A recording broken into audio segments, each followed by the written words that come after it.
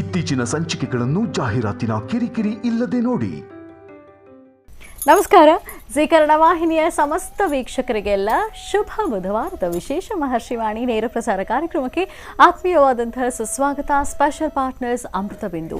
ಹೊಟ್ಟೆ ನೋವು, ಹೊಟ್ಟೆ ಹುಣ್ಣು, ಎದೆಯುರಿ, ಆಸಿಡಿಟಿ, ಗ್ಯಾಸ್ಟ್ರಿಕ್, ಅಜೀರ್ಣ ಇಂತಹ ಹೊಟ್ಟೆಗೆ ಸಂಬಂಧಪಟ್ಟಂತಹ ಎಲ್ಲ ಸಮಸ್ಯೆಗಳಿಗೂ ರಾಮಬಾಣದಂತೆ ಕೆಲಸ ಮಾಡುತ್ತೆ ಅಮೃತ ಬಿಂದು. ಅಷ್ಟೇ ಅಲ್ಲದೆ ಇತ್ತೀಚೆಗಷ್ಟೇ ಲೋಕಾರ್ಪಣೆಯಾಗಿರುವಂತಹ ಡಾಕ್ಟರ್ ಮಹರ್ಷಿ ಆನಂದ ಗುರೂಜಿಯವರ ಬ್ರಹ್ಮರ್ಷಿ ಆನಂದ ಸತಿಪೀಠಂ ಸಂಸ್ಥಾನ ಮತ್ತು ಅಮೃತ ಬಿಂದು ಅವರ ಡಯಾಬೆಟಿಕ್ ರಿಸರ್ಚ್ ಅಭಿವೃದ್ಧಿಪಡಿಸಿದೆ. 100% ಆಯುರ್ವೇದಿಕ್ ಅಂಶಗಳನ್ನು ಹೊಂದಿರುವಂತಹ ಸಕ್ಕರೆ ಕಾಯಿಲೆಯ ನಿಯಂತ್ರಣಕ್ಕಾಗಿ ಇರುವಂಥದ್ದು ಮಧುಮೇಹ ನಿವಾರಣಾ ಚೂರ್ಣ.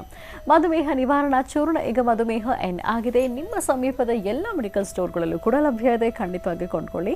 ಅಷ್ಟೇ ಅಲ್ಲದೆ ವೀಕ್ಷಕರೇ, ಇಂದಿನ ಕಲುಷಿತ ಸಾಂಕ್ರಾಮಿಕ ರೋಗದಿಂದ ನಾವೆಲ್ಲರೂ ಪಾರಾಗಬೇಕು ಅಂದರೆ ಇರುವಂಥ ಏಕಮಾತ್ರ ಉಪಾಯ ನಮ್ಮ ದೇಹದಲ್ಲಿ ಇರುವಂತಹ ರೋಗ ನಿರೋಧಕ ಶಕ್ತಿಯನ್ನು, ಪ್ರತಿರೋಧಕ ಶಕ್ತಿಯನ್ನು ಹೆಚ್ಚಿಸ್ಕೊಳ್ಬೇಕು. ಆ ಮೂಲಕ ಆರೋಗ್ಯವನ್ನು ವೃದ್ಧಿಸ್ಕೊಳ್ಬೇಕು. ಅದಕ್ಕಾಗಿ ಏನು ಮಾಡಬೇಕು ಅಂದರೆ ಪ್ರತಿದಿನ ಅಮೃತ ಬಿಂದುವನ್ನು ಸೇವಿಸಬೇಕು. ಅಮೃತ ಬಿಂದು ಸಿರಪ್ ಮತ್ತು ಮಧುಮೇಹ ನಿವಾರಣಾ ಚೂರ್ಣ ಅಂದರೆ ಮಧುಮೇಹ ಎನ್ ಈಗ ಮಾತ್ರೆ ರೂಪದಲ್ಲಿ ಕೂಡ ಲಭ್ಯ ಇದೆ. ಖಂಡಿತವಾಗಿ ಕೊಂಡ್ಕೊಳ್ಳಿ, ನಿಮ್ಮ ಆರೋಗ್ಯವನ್ನು ವೃದ್ಧಿಸ್ಕೊಳ್ಳಿ.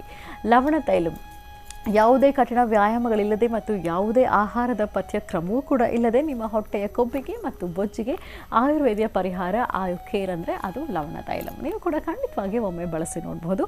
ಉಲ್ಲಾಸ್ ಅಗರಬತ್ತಿ, ಇನ್ನು ಸಾಧಾರಣ ಅಗರಬತ್ತಿ ಅಲ್ಲ, ಉಲ್ಲಾಸ್ ಅಗರಬತ್ತಿ ತನ್ನಿರಿ. ನಿಮ್ಮ ಮನೆಯ ಪೂಜಾಗೃಹದಲ್ಲಿ ಪ್ರತಿನಿತ್ಯವೂ ಬೆಳಗಲಿ ಉಲ್ಲಾಸ್ ಅಗರಬತ್ತಿ.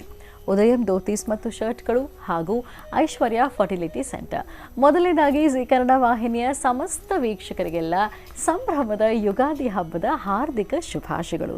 ಈ ಹೊಸ ವರ್ಷ ತಮ್ಮೆಲ್ಲರಿಗೂ ಹೊಸತರವನ್ನೇ ತರಲಿ, ಉತ್ತಮವಾದಂತಹ ಆರೋಗ್ಯವನ್ನು ತಂದುಕೊಡಲಿ ಅನ್ನೋದೇ ನಮ್ಮೆಲ್ಲರ ಶುಭ ಹಾರೈಕೆ. ಇನ್ನು ಇವತ್ತಿನ ವಿಶೇಷ ಮಹರ್ಷಿವಾಣಿ ನೇರ ಪ್ರಸಾರ ಕಾರ್ಯಕ್ರಮ ಸತತ 2 ಗಂಟೆಗಳ ಕಾಲ ಪ್ರಸಾರವಾಗುತ್ತೆ. ಅಂದರೆ ಈಗ 8 ಗಂಟೆಯಿಂದ 10 ಗಂಟೆವರೆಗೆ ಪ್ರಸಾರವಾಗುತ್ತೆ. ಈ 2 ಗಂಟೆಗಳ ವಿಶೇಷ ನೇರ ಪ್ರಸಾರ ಕಾರ್ಯಕ್ರಮದಲ್ಲಿ ಬಹಳ ವಿಶೇಷವಾಗಿ ಪಂಚಾಂಗ ಶ್ರವಣ ಇರುತ್ತೆ ಮತ್ತು ವಿಶೇಷವಾದಂತಹ ಪೂಜಾರಾಧನೆಯನ್ನು ಕೂಡ ನಿರ್ವಹಿಸಲಾಗುತ್ತೆ ಡಾಕ್ಟರ್ ಮಹರ್ಷಿ ಆನಂದ ಗುರೂಜಿಯವರ ಮಾರ್ಗದರ್ಶನದಲ್ಲಿ. ಇವತ್ತಿನ ದಿನ ಹೇಗೆ ಯುಗಾದಿ ಹಬ್ಬವನ್ನು ಸಂಭ್ರಮದಿಂದ ಮತ್ತು ಕ್ರಮಬದ್ಧವಾಗಿ ಆಚರಿಸಬೇಕು ಅನ್ನೋದನ್ನು ಕೂಡ ಗುರುಜಿ ತಿಳಿಸ್ತಾ ಹೋಗ್ತಾರೆ. ಇನ್ನು ವರ್ಷದ ಫಲ, ಈ ವರ್ಷದಲ್ಲಿ ಯಾವ ರಾಶಿಗಳವರಿಗೆ ಯಾವ ರೀತಿಯ ಫಲಾಫಲಗಳಿದೆ ಅನ್ನೋದರ ಬಗ್ಗೆ ಕೂಡ ತಿಳಿಸ್ತಾ ಹೋಗ್ತಾರೆ. ಇನ್ನು ಗುರುಜಿಯವರ ಅಪಾಯಿಂಟ್ಮೆಂಟ್ ನಿಮಗೆ ಬೇಕು ಅಂತ ಅಂದರೆ ಅವರ ಆಶ್ರಮಕ್ಕೆ ಹೋಗಿ ವೈಯಕ್ತಿಕ ಸಮಸ್ಯೆಗಳನ್ನು ನಾವು ಹಂಚ್ಕೊಳ್ಬೇಕು ಅನ್ನೋದಾದರೆ ಅವರ ಅಪಾಯಿಂಟ್ಮೆಂಟ್ ದೂರವಾಣಿ ಸಂಖ್ಯೆಗಳನ್ನು ಕೊಡ್ತೀನಿ, ನೋಟ್ ಡೌನ್ ಮಾಡ್ಕೊಳ್ಳಿ. ಮೊದಲನೇದಾಗಿ 9482509759 9482509759. ಮತ್ತೊಂದು ದೂರವಾಣಿ ಸಂಖ್ಯೆ 9742690055 9742690055. ಇದು ಗುರುಜರನ್ನ ಭೇಟಿಯಾಗಬೇಕು ಅಂದರೆ ಇರುವಂಥ ಅಪಾಯಿಂಟ್ಮೆಂಟ್ ದೂರವಾಣಿ ಸಂಖ್ಯೆಗಳು. ಇನ್ನು ಶ್ರೀನಿವಾಸ್ ಶರ್ಮಾ ಅವರನ್ನ ಕೂಡ ನೀವು ಭೇಟಿಯಾಗ್ಬೋದು ಅವರ ಆಶ್ರಮದಲ್ಲಿ. ಮನೋಗತ ಪ್ರಶ್ನಾ ತಂತ್ರದ ಆಧಾರದ ಮೇಲೆ ನಿಮ್ಮ ಸಮಸ್ಯೆಗಳಿಗೆ ಪರಿಹಾರವನ್ನು, ನಿಮ್ಮ ಪ್ರಶ್ನೆಗಳಿಗೆ ಉತ್ತರವನ್ನು ಚುಟುಕಾದಂತಹ ಅನುಷ್ಠಾನದ ಮುಖಾಂತರ ಅವರು ತಿಳಿಸ್ಕೊಡ್ತಾರೆ. ಮತ್ತು ಅವರನ್ನು ಭೇಟಿಯಾಗುವಂತಹ ಸಮಯ ಬೆಳಗ್ಗೆ 10 ಗಂಟೆಯಿಂದ ಸಂಜೆ 5 ಗಂಟೆವರೆಗೆ. ಅದಕ್ಕಿರುವಂಥ ಅಪಾಯಿಂಟ್ಮೆಂಟ್ ದೂರವಾಣಿ ಸಂಖ್ಯೆ 9980520171 9980520171. ಇದು ಶ್ರೀನಿವಾಸ್ ಶರ್ಮಾ ಅವರನ್ನು ಭೇಟಿಯಾಗಬೇಕಾದ್ರೆ ಇರುವಂಥ ಅಪಾಯಿಂಟ್ಮೆಂಟ್ ದೂರವಾಣಿ ಸಂಖ್ಯೆ. ಖಂಡಿತವಾಗಿಯೂ ಕರೆ ಮಾಡಿ, ಅಪಾಯಿಂಟ್ಮೆಂಟ್ ತಗೊಳ್ಳಿ, ಗುರುಜರನ್ನ ಭೇಟಿಯಾಗಿ ಶ್ರೀನಿವಾಸ್ ಶರ್ಮಾ ಅವ್ರನ್ನ ಕೂಡ ಭೇಟಿಯಾಗ್ಬೋದು ಮತ್ತು ನಿಮ್ಮ ಸಮಸ್ಯೆಗಳಿಗೆ ಸೂಕ್ತವಾದಂತಹ ಪರಿಹಾರವನ್ನು ಅವ್ರ ಮುಖಾಂತರ ಕಂಡುಕೊಳ್ಳಿ ಅಂತ ಹೇಳ್ತಾ, ಇನ್ನು ನಮ್ಮ ನೇರ ಪ್ರಸಾರ ಕಾರ್ಯಕ್ರಮಕ್ಕೆ ಕೂಡ ನೀವು ಕರೆ ಮಾಡಬಹುದು. ನೇರವಾಗಿ ಗುರುಜರ ಜೊತೆಗೆ ಮಾತಾಡ್ಬೋದು ಸ್ವರ ಜ್ಯೋತಿಷದ ಮುಖಾಂತರ. 08041219999 ಇದು ನಮ್ಮ ನೇರ ಪ್ರಸಾರ ಕಾರ್ಯಕ್ರಮದ ದೂರವಾಣಿ ಸಂಖ್ಯೆ. ಇನ್ನು ಪತ್ರಗಳನ್ನು ಬರೆಯುವಂಥವ್ರು ಚಕ್ಷುರ್ಮತಿಗೆ ಸಂಬಂಧಪಟ್ಟ ಹಾಗೆ ಅಥವಾ ಮನೋಗತ ಪ್ರಶ್ನಾತಂತ್ರ ವಿಭಾಗಕ್ಕೆ ಸಂಬಂಧಪಟ್ಟ ಹಾಗೆ ಕೂಡ ಪತ್ರಗಳನ್ನು ಬರೀಬಹುದು. ವಿಳಾಸ ಜೀ ಕನ್ನಡ ಮಹರ್ಷಿವಾಣಿ ವಿಭಾಗ, ಯುನೈಟೆಡ್ ಮ್ಯಾನ್ಷನ್, MG ರಸ್ತೆ, ಪೋಸ್ಟ್ ಬಾಕ್ಸ್ ಸಂಖ್ಯೆ 5199 ಬೆಂಗಳೂರು 1. ಖಂಡಿತವಾಗಿಯೂ ಪತ್ರಗಳನ್ನು ಕೂಡ ಬರೀಬಹುದು ಅಂತ ಹೇಳ್ತಾ, ಬನ್ನಿ ಹಾಗಿದ್ರೆ ಯುಗಾದಿ ಹಬ್ಬದ ಸಂಭ್ರಮದ ಮಹರ್ಷಿವಾಣಿ ನೇರ ಪ್ರಸಾರ ಕಾರ್ಯಕ್ರಮವನ್ನು ಈಗ ಪ್ರಾರಂಭ ಮಾಡೋಣ. ಮೊದಲಿಗೆ ಗುರುಜನ ಕಾರ್ಯಕ್ರಮಕ್ಕೆ ಸ್ವಾಗತಿಸೋಣ. ಶ್ರೀಯುತರು ಸಾಮುದ್ರಿಕ ಶಿರೋಮಣಿ, ಸ್ವರ ಸರ್ವಜ್ಞ, ದರ್ಪಣಾಂಜನ, ಚಕ್ಷುರ್ಮತಿ ವಿದ್ಯಾನಿಪುಣ, ಶ್ರೀ ವಿದ್ಯೋಪಾಸಕ ರತ್ನ, ಅಥರ್ವಣ ಪರಿಹಾರ ಪ್ರವೀಣ, ವಾನಸಿರಿ ಆಯುರ್ವೇದ ರತ್ನರು ಮತ್ತು ರಾಜ್ಯದ ಧಾರ್ಮಿಕ ಪರಿಷತ್ನ ಸದಸ್ಯರೂ ಆಗಿರುವಂಥ ಶ್ರೀ ಡಾಕ್ಟರ್ ಮಹರ್ಷಿ ಆನಂದ ಗುರೂಜಿಯವರು. ನನಗೆ ಹಾಗಿದ್ರೆ ಗುರುಜನ ಕಾರ್ಯಕ್ರಮಕ್ಕೆ ಆತ್ಮೀಯವಾಗಿ ಬರ್ಮಾಡ್ಕೊಳ್ಳೋಣ. ಗುರುಜಿ ನಮಸ್ಕಾರ. ಕಾರ್ಯಕ್ರಮಕ್ಕೆ ಭಕ್ತಿಪೂರ್ವಕ ಸುಸ್ವಾಗತ. ಯುಗಾದಿ ಹಬ್ಬದ ಶುಭಾಶಯಗಳು ನಿಮಗೆ. ನಮಸ್ತೆ ಅಮ್ಮ. ಪ್ರತಿಯೊಬ್ಬರಿಗೂ ಯುಗಾದಿ ಹಬ್ಬದ ಶುಭಾಶಯಗಳು. ಸರ್ವರಿಗೂ ಸಕಲರಿಗೂ ಸಹಿತ ಸನ್ಮಂಗಳ ಉಂಟಾಗಲಿ. ಯುಗಾದಿ ಎಂಬತಕ್ಕಂತಹದ್ದು ಯುಗದ ಆದಿ ಅಂದರೆ ಪ್ರಾರಂಭ ದಿನ. ಬ್ರಹ್ಮ ಸಹಿತ ಈ ಸೃಷ್ಟಿಯ ಮೊದಲನೇ ದಿನವೇ ಅದನ್ನು ಯುಗಾದಿ ಅಂತಲೇ ಅವತ್ತು ಹೇಳಿದ್ರಂತೆ. ಅದರಲ್ಲೂ ವಿಶೇಷವಾಗಿರ್ತಕ್ಕಂಥದ್ದು ಬಹಳ ಅರ್ಥಗರ್ಭಿತವಾಗಿರ್ತಕ್ಕಂಥದ್ದು. ಯುಗ ಯುಗಾದಿ ಕಳೆದರೂ ಯುಗಾದಿ ಮರಳಿ ಬರುತ್ತಿದೆ. ಹೀಗೆ ಸಂವತ್ಸರಗಳಲ್ಲಿರ್ತಕ್ಕಂಥ ಒಂದೊಂದು ಹೆಸರಿನಿಂದ ಒಂದೊಂದು ವರ್ಷದ ನಾಮಕರಣವಾಗಿ ಆ ವರ್ಷದ ನಾವು ಮಾಡುವಂಥ ಸಂಕಲ್ಪ, ಪ್ರಾರ್ಥನೆ, ಜಪ, ತಪ, ಅನುಷ್ಠಾನ ಇದೆಲ್ಲವೂ ಸಹಿತ ಆಯಾ ವರ್ಷದಲ್ಲಿ ಪ್ರಾರಂಭವಾಗಬೇಕು. ಅಂದರೆ ವರ್ಷಕ್ಕೆ ಒಂದು ಹೆಸರಿಡ್ತಕ್ಕಂಥದ್ದು. ಈ ಸಂವತ್ಸರಗಳ ಹೆಸರೇನಿದೆ ಅದು ವರ್ಷವು ಪ್ರತಿ ವರ್ಷವೂ ಸಹಿತ ಒಂದೊಂದು ಹೊಸ ಹೆಸರುಗಳಿಂದಲೇ ಬರ್ತಿರುತ್ತೆ. ಆದರೆ ಇರ್ತಕ್ಕಂಥ ಸಂವತ್ಸರದ ಆ ಹೆಸರುಗಳೇ ಮರುಕಳಿಸ್ತಕ್ಕಂಥದ್ದಷ್ಟೇ. ಆದರೆ ಒಂದಂತೂ ಸತ್ಯ, ಮಾಡುವಂಥ ಸಂಕಲ್ಪ ನಾನು ಸಾಕಷ್ಟು ಬಾರಿ ಹೇಳಿದ್ದೇನೆ. ಸಂಕಲ್ಪ ಮಾಡುವಾಗ ತಿಥಿ, ವಾರ, ನಕ್ಷತ್ರ, ಯೋಗ, ಕರ್ಣ, ಸಂವತ್ಸರ ಇದೆಲ್ಲವನ್ನು ಸಹಿತ ನಾವು ನೋಡಬೇಕು. ಅದರಂತೆ ನಾವು ಸಂಕಲ್ಪವನ್ನು ಮಾಡಬೇಕು. ಆಗಷ್ಟೇ ಅದು ಕರೆಕ್ಟಾಗಿ ಕ್ರಮಬದ್ಧವಾಗಿ ಅದಕ್ಕೆ ಬೇಕಾದಂಥ ವ್ಯವಸ್ಥಿತಿಗಳು ಸರಿ ಹೋಗುತ್ತೆ. ಮತ್ತು ನಾವು ಯಾರನ್ನ ಸಂಕಲ್ಪ ಮಾಡ್ತಿದ್ದೀವಿ, ಯಾರ ಹೆಸರಲ್ಲಿ ಸಂಕಲ್ಪ ಮಾಡ್ತಿದ್ದೀವಿ ಅನ್ನೋದು ಬಹಳ ಮುಖ್ಯವಾಗಿರ್ತಕ್ಕಂಥದ್ದಾಗತ್ತೆ. ಆ ಸಂಕಲ್ಪನೆ ನಮಗೆ ಯಶಸ್ಸಿನ ಹಾದಿಯಲ್ಲಿರುತ್ತೆ. ಹಾಗಾಗಿ ಯುಗದ ಹಾದಿ ಯುಗಾದಿ ಅಂತೂ ಇವತ್ತು ಆಚರಣೆ ಮಾಡ್ತಕ್ಕಂತಹ ದೇವತಾರಾಧನೆ, ಪಂಚಾಂಗ ಶ್ರವಣ ಎಲ್ಲವೂ ಸಹಿತ ಶುಭ ಉಂಟಾಗಲಿ. ಮತ್ತೊಮ್ಮೆ ಕರ್ನಾಟಕದ ರಾಜ್ಯದ ಜನತೆಗೆ ಸಮಸ್ತರಿಗೂ ಸಹಿತ ಯುಗಾದಿ ಹಬ್ಬದ ಶುಭಾಶಯಗಳು. ಒಳ್ಳೆಯದಾಗಲಿ, ಶುಭವಾಗಲಿ. ಇವತ್ತಿನ ವಿಶೇಷ ನೇರ ಪ್ರಸಾರ ಕಾರ್ಯಕ್ರಮ ಸತತ 2 ಗಂಟೆಗಳ ಕಾಲ ಪ್ರಸಾರವಾಗುತ್ತೆ. ಅಂದರೆ 10 ಗಂಟೆವರೆಗೆ ಪ್ರಸಾರವಾಗುತ್ತೆ. ಹಾಗಾಗಿ ಕಾರ್ಯಕ್ರಮವನ್ನು ಸಂಪೂರ್ಣವಾಗಿ ತಪ್ಪದೇ ವೀಕ್ಷಿಸ್ತಾ ಇರಿ ಅಂತ ಹೇಳ್ತಾ, ಬನ್ನಿ ಹಾಗಿದ್ರೆ ಈ ಶುಭ ದಿನದಂದು ನಾವು ಏನೆಲ್ಲ ಕ್ರಮಬದ್ಧ ಆಚರಣೆಗಳನ್ನು, ಪೂಜಾರಾಧನೆಯನ್ನು ಹೇಗೆ ಆಚರಿಸಬೇಕು ಅನ್ನೋದ್ರ ಬಗ್ಗೆ ಗುರುಜಿಯಿಂದ ತಿಳ್ಕೊಳ್ತಾ ಹೋಗೋಣ. ಗುರುಜಿ, ಯುಗದ ಆದಿ ಯುಗಾದಿಯನ್ನು ಶ್ರದ್ಧೆಯಿಂದ ಭಕ್ತಿಯಿಂದ ಎಲ್ಲರೂ ಪ್ರಾರ್ಥನೆ ಮಾಡಿ, ಪ್ರತಿಯೊಬ್ಬರ ವಾಸ್ತುಗೃಹದಲ್ಲೂ ಸಹಿತ ಮನೆಯಲ್ಲಿ ಹಿರಿಯರಿದ್ದು ಹಿರಿಯರ ಕೈಯಲ್ಲಿ ತಲೆಗೆ ಎಣ್ಣೆ ಹಚ್ಚಿಸ್ಕೊಂಡು ಎಲ್ಲರೂ ಸಹಿತ ಸರದಿ ಸಾಲಲ್ಲಿ ಕೂತು ಎಣ್ಣೆ ಹಚ್ಚಿಸ್ಕೊಳ್ತಕ್ಕಂಥದ್ದು. ಎಣ್ಣೆ ಹಚ್ಚಿಸ್ಕೊಳ್ಳೋದು ಎಣ್ಣೆ ಶಾಸ್ತ್ರ ಮಾಡ್ತಕ್ಕಂಥದ್ದು ಒಂದು ಕ್ರಮ. ಆದರೆ ಮೈಗೆಲ್ಲ ಎಣ್ಣೆ ಹಚ್ಚಿಕೊಂಡು ಸರಿಸುಮಾರು 11-12 ಗಂಟೆವರೆಗೂ ನೆಂದು ಸ್ನಾನ ಮಾಡ್ತಕ್ಕಂಥದ್ದು ಅದು ಇನ್ನೊಂದು ಕ್ರಮ. ಏನೇ ಆದರೂ ಇವತ್ತಿನ ದಿನದ ಕಾಯಕ ಬಹಳ ಅದ್ಭುತಕರವಾಗಿರ್ತಕ್ಕಂಥದ್ದು. ಶ್ರದ್ಧೆಯಿಂದ ನಡೆಸುವಂತಹ ಇವತ್ತಿನ ಕಾಯಕ ಯಾರೊಬ್ಬರಾದರೂ ಸಹಿತ ಎಂತಹ ಕಡು ಬಡವರಾದರೂ ತನ್ನ ವಾಸ್ತುಗೃಹದಲ್ಲೇ ಇವತ್ತಿನ ದಿವಸ ಪ್ರಸಾದ ಊಟ ಮಾಡಬೇಕು. ಮನೆಯಲ್ಲಿ ತಂದೆ ತಾಯಿ ಕೈನಲ್ಲೇ ಈ ಒಂದು ಹಬ್ಬದ ಸಡಗರ ಸಂಭ್ರಮವನ್ನು ಆಚರಿಸ್ಕೋಬೇಕು. ಜೊತೆಗೆ ಯಾರೊಬ್ಬರಾದರೂ ಸಹಿತ ಇವತ್ತೊಂದು ಹೊಸ ಬಟ್ಟೆಯನ್ನು ಧರಿಸ್ಕೊಳ್ಬೇಕು ಎಂಬತಕ್ಕಂಥ ಆಸೆ ಪ್ರತಿಯೊಬ್ಬರಲ್ಲೂ ಇರುತ್ತೆ. ಹಾಗೆ ಹಬ್ಬ ಆದ್ದರಿಂದ ಇವತ್ತಿನ ದಿವಸ ಸಾಧ್ಯವಾದಷ್ಟು ಪ್ರತಿಯೊಬ್ಬರು ಅವರವರ ಮನೆಗಳಲ್ಲೇ ಹಬ್ಬವನ್ನು ಆಚರಣೆ ಮಾಡ್ತಾರೆ. ವರ್ಷದ ಮೊದಲನೇ ಹಬ್ಬ ಇದು. ವರ್ಷದ ಮೊದಲನೇ ಹಬ್ಬ ಯುಗಾದಿ ಹಬ್ಬ. ಇವತ್ತು ದೇವರಿಗೆ ನೈವೇದ್ಯಕ್ಕಾಗಿ ಬೇವಿನ ಹೂ, ತುಂಬ ಜನ ಏನು ಮಾಡ್ತೀರಿ, ಬೇವಿನ ಎಲೆಗಳನ್ನೆಲ್ಲ ನೈವೇದ್ಯಕ್ಕೆ ಇಟ್ಬಿಡ್ತೀರಿ. ಬೇವಿನ ಎಲೆಯನ್ನು ನೈವೇದ್ಯ ಮಾಡ್ತಕ್ಕಂಥದ್ದಲ್ಲ, ಬೇವಿನ ಹೂ. ಆ ಬೇವಿನ ಹೂ ಜೊತೆಗೆ ಬೆಲ್ಲ ಮತ್ತು ಬೇವಿನ ಹೂ ಶಾಸ್ತ್ರದಲ್ಲಿ ಇಡ್ತಕ್ಕಂಥದ್ದು. ಇದು ನಮ್ಮ ರಾಜ್ಯ ಪದ್ಧತಿ. ಇದೇ ಪಕ್ಕದ ರಾಜ್ಯಕ್ಕೆ ಹೊರಟ್ರೆ ಅಲ್ಲಿ ಮಾವಿನಕಾಯಿ, ಹುಣಸೆ ಹಣ್ಣು, ಜೊತೆಗೆ ವಿಶೇಷವಾಗಿರ್ತಕ್ಕಂಥ ಬೇವು, ಅದರ ಜೊತೆಗೆ ಬೆಲ್ಲ ಇದೆಲ್ಲವನ್ನು ಸಹಿತ ಒಂದು ಪಾನಕದ ಥರ ಮಾಡಿಬಿಡ್ತಾರೆ ಅಲ್ಲಿನ ಪದ್ಧತಿ. ಅಂದರೆ ದೇಶಾಚಾರ ಪದ್ಧತಿ, ಅವರವರ ಪದ್ಧತಿ ತಪ್ಪು ಅಂತ ನಾವು ಹೇಳೋದಿಲ್ಲ. ಅಲ್ಲಿ ಏನು ಹಿಂದಿನಿಂದ ನಡ್ಕೊಂಡು ಬಂದಿದೆಯೋ ಆ ಪದ್ಧತಿಯನ್ನು ಅವ್ರು ಮುಂದುವರಿಸ್ಕೊಂಡು ಹೋಗ್ತಾರೆ. ಯುಗಾದಿ ಅಂದರೆ ಇದು ಬರೀ ನಮಗೆ ನಿಮಗೆ ಮಾತ್ರವಲ್ಲ, ಎಲ್ಲರೂ ಸಹಿತ ಆಚರಣೆ ಮಾಡ್ತಕ್ಕಂಥದ್ದು. ಯುಗಾದಿ ಈ ಒಂದು ಸುಂದರವಾದಂತಹ ಪ್ರಕೃತಿ ಮಾತೆಯ ಮಡಿಲಲ್ಲೂ ಸಹಿತ ಈ ಯುಗಾದಿಯನ್ನು ನಾವು ನೋಡ್ಬೋದು. ಮಾಸ ಜೊತೆಗೆ ವಿಶೇಷವಾಗಿರ್ತಕ್ಕಂಥ ಆಚರಣೆ, ದೇವತಾ ಆರಾಧನೆ, ದೇವರ ಪೂಜೆ ಇದೆಲ್ಲವೂ ಸಹಿತ ಶಾಸ್ತ್ರಬದ್ಧವಾಗಿ ಆಗಮಶಾಸ್ತ್ರ ಪ್ರಕಾರವಾಗಿ ದೇವಾಲಯಗಳಲ್ಲೂ ನಡೆಯುತ್ತೆ. ಇವತ್ತು ಯಾರೊಬ್ಬರಾದರೂ ಸಹಿತ ಹತ್ತಿರದಲ್ಲಿರ್ತಕ್ಕಂಥ ದೇವಸ್ಥಾನಕ್ಕೆ ಹೋಗಿ ದೇವರ ಸಾನ್ನಿಧ್ಯದಲ್ಲಿ ನಿಂತು ವರ್ಷದ ಪ್ರಾರಂಭದ ಈ ದಿನ ಇನ್ನು ಹಾಕುವಂಥ ಪ್ರತಿ ಹೆಜ್ಜೆ ಒಳ್ಳೆಯ ಯಶಸ್ಸಿನ ಹಾಗಿರಲಿ ಎಂಬತಕ್ಕಂಥದ್ದು ಎಲ್ಲರೂ ಕೋರ್ಕೊಳ್ತಕ್ಕಂಥದ್ದು. ಒಂದಷ್ಟು ಕಡೆ ದೇವಸ್ಥಾನಗಳು, ಒಂದಷ್ಟು ಕಡೆ ಮಠಗಳು, ಅಲ್ಲಿರ್ತಕ್ಕಂಥ ಸಾಧು ಸಂತರು, ಸ್ವಾಮೀಜಿಗಳು ಅಂತಹವರ ಆಶೀರ್ವಾದ ಸಹಿತ ಪಡಿತಾರೆ. ಕಾರಣ ಏನೇ ಆದರೂ ಗುರು ಲೇನಿ ವಿದ್ಯೆ ಗುಡ್ಡಿ ವಿದ್ಯೆ, ಗುರು ಇಲ್ಲದಂಥ ಸ್ಥಾನ ಅದು ಪವಿತ್ರವಾಗಿರ್ತಕ್ಕಂಥದ್ದಲ್ಲ. ಪ್ರತಿಯೊಂದು ಸ್ಥಳದಲ್ಲೂ ಗುರುವಿಗೆ ಹೆಚ್ಚು ಆದ್ಯತೆ ಇದೆ. ಗುರುವಿನ ಅನುಗ್ರಹ ಎಲ್ಲರಿಗೂ ಬೇಕಾಗಿದೆ. ಗುರುವಿನ ಅನುಗ್ರಹ ಇದ್ದರೆ ಮಾತ್ರ ಹಾಕುವ ಹೆಜ್ಜೆಯಲ್ಲಿ ಯಶಸ್ಸು. ಶಾಸ್ತ್ರನೂ ಹೇಳುತ್ತಲ್ಲ, ಸಾಮಾನ್ಯಕ್ಕೆ ದೈವ ಮುನಿಬದಂತೆ ಗುರು ಮುನಿಯೋದಿಲ್ಲ. ಯಾಕೆಂದರೆ ದೈವ ಮುನಿದರೂ ಗುರು ಕಾಯುವನಬ್ಬ ಅಂತ ಹೇಳ್ತಾರೆ. ಪುನಃ ದೇವರನ್ನ ನಾವು ಸಿದ್ಧಿಪಡಿಸ್ಕೊಳ್ಬೇಕಾದ್ರೆ, ನಮ್ಮಲ್ಲಾಗಿರ್ತಕ್ಕಂಥ ತಪ್ಪು ಒಪ್ಪುಗಳನ್ನು ಸರಿಪಡಿಸ್ಕೊಳ್ಬೇಕಾದ್ರೆ ಅದಕ್ಕೆ ಸೂಕ್ತವಾದ ಮಾರ್ಗದರ್ಶನ ಕೊಡ್ತಕ್ಕಂಥವನು ಗುರು. ಅಂತಹ ಗುರುಗಳ ಆಶೀರ್ವಾದ ಪಡೆಯಲಿಕ್ಕೂ ಸಹಿತ ಭಾಳ ವಿಶೇಷ. ಎಲ್ಲಕ್ಕೂ ಮುಖ್ಯ, ತಲೆಗೆ ಸ್ನಾನ ಆದ ನಂತರ ಮೊದಲು ಬಂದು ನೀವು ಮಾಡಬೇಕಾದ್ದು ನಿಮ್ಮ ತಂದೆ ತಾಯಿ ಪಾದ ಮುಟ್ಟಿ ನಮಸ್ಕಾರ ಮಾಡ್ತಕ್ಕಂಥದ್ದು. ತಂದೆ ತಾಯಿ ಪಾದ ಮುಟ್ಟಿ ನಮಸ್ಕಾರ ಮಾಡಿ, ಮನೆ ದೇವರಿಗೆ ನಮಸ್ಕಾರ ಮಾಡಿ, ಹೊಸ ವಸ್ತ್ರವನ್ನು ಧರಿಸ್ಕೊಳ್ಳಿ. ಹೊಸ ಬಟ್ಟೆ ಹಾಕ್ಕೊಂಡ ನಂತರ ದೇವರ ಮುಂದೆ ಇಟ್ಟಿರ್ತಕ್ಕಂಥ ಬೇವು ಬೆಲ್ಲವನ್ನು ತಂದು ಮೊದಲು ತಂದೆ ತಾಯಿ ಕೊಡಿ. ತಂದೆ ತಾಯಿಯಿಂದ ನೀವು ತೆಗೆದುಕೊಳ್ಳಿ. ಮನೆಯಲ್ಲಿ ಯಾರ್ಯಾರಿದ್ದಾರೋ ಎಲ್ಲರೂ ಸಹಿತ ಕೊಟ್ಟು ತೆಗೆದುಕೊಳ್ತಕ್ಕಂಥದ್ದು. ನಾನು ಈಗಷ್ಟೇ ಬೇವು ಬೆಲ್ಲ ತಿಂದಿದ್ದೀನಿ, ನಾನು ಪುನಃ ಬೇಡ ಅನ್ನೋಕ್ಕಾಗಲ್ಲ. ಯಾಕೆಂದರೆ ಮನೇಲಿರ್ತಕ್ಕಂಥ ಪ್ರತಿಯೊಬ್ಬರು ಇವತ್ತು ನೋಡಿ, ನಿನ್ನೆವರೆಗೂ ಮಾತ್ರ ನಿಮ್ಮ ಶತ್ರುತ್ವಗಳಿರಲಿ, ನಿನ್ನೆವರೆಗೂ ನಿಮ್ಮ ಕಿತ್ತಾಟ ಇರಲಿ, ನಿನ್ನೆವರೆಗೂ ನಿಮ್ಮದು ಯಾವುದೇ ಹಳೆಯ ಒಂದು ಪದ್ಧತಿಗಳಿದ್ರೂ ಪರವಾಗಿಲ್ಲ. ಆದರೆ ಇವತ್ತು ಬೆಳಗಿನ ಆ ಸೂರ್ಯೋದಯ ಆದ ನಂತರ ಈಗೇನೋ ಸಮಯ ಆಯಿತು. ಆದರೂ ಮನೆಯಲ್ಲಿರ್ತಕ್ಕಂಥ ಪ್ರತಿಯೊಬ್ಬರು ಮಾತಾಡ್ದಿದ್ರು ಮಾತಾಡಿಸಿ, ತಪ್ಪಿಲ್ಲ. ನಾವು ಯಾರ್ಯಾರನ್ನೋ ಮಾತಾಡ್ಸ್ಕೊಂಡು ಹೋಗ್ತೀವಿ. ಯಾರ್ಯಾರು ಇಂತೆಂಥ ದೊಡ್ಡ ಸಮಸ್ಯೆ ಮಾಡಿರ್ತಕ್ಕಂಥವ್ರು, ಕುತ್ತಿಗೆ ಮೇಲೆ ಮುಚ್ಚಿಟ್ಟಿರ್ತಕ್ಕಂಥವ್ರೂ ನಾವು ಮಾತಾಡಿಸ್ತೀವಿ ಕೆಲವು ಸರ್ತಿ. ಆದರೆ ಕುಟುಂಬದಲ್ಲಿ ಏನೋ ಕಲಹ ಆಯಿತು ಅಂತ ಅವ್ರನ್ನ ದೂರ ಮಾಡೋದು ಬೇಡ. ಕುಟುಂಬದಲ್ಲಿರ್ತಕ್ಕಂಥ ಪ್ರತಿಯೊಬ್ಬರು ಸಹಿತ ಆ ಅನ್ಯೋನ್ಯತೆ, ಆ ಪ್ರೀತಿ ವಿಶ್ವಾಸವನ್ನು ಸಾಧ್ಯವಾದಷ್ಟು ಮಟ್ಟಿಗೆ ಎಲ್ಲರೂ ಅರ್ಥೈಸ್ಕೊಳ್ಬೇಕು. ನೋಡಿ, ಕೆಲವೊಮ್ಮೆ ಏನಾಗುತ್ತೆ, ಕುಟುಂಬದಲ್ಲಿರ್ತಕ್ಕಂಥವ್ರು ಅಕ್ಕ ತಂಗಿಯರಿರಲಿ, ಅಣ್ಣ ತಮ್ಮಂದಿರಲಿ, ಅಥವಾ ಬಂಧು ಬಾಂಧವರಿರಲಿ, ಯಾರೊಬ್ಬರಾದರೂ ಸಹಿತ ಯಾವುದೋ ಸಣ್ಣ ಪುಟ್ಟ ವಿಚಾರಕ್ಕಾಗಿ ಜಗಳ ಕದನ ಮಾಡ್ಕೊಂಬಿಟ್ಟಿರ್ತೀರಿ. ಆ ಜಗಳ ಕದನ ಏನಿದೆಯೋ ಅದು ನೆನ್ನೆಗೆ ಕಡೆ ಆಗಲಿ. ಇವತ್ತು ಬೆಳಗಿನ ಸೂರ್ಯೋದಯ ಆದ ನಂತರ ಒಂದು ಹೊಸತನವಾಗಿರಲಿ.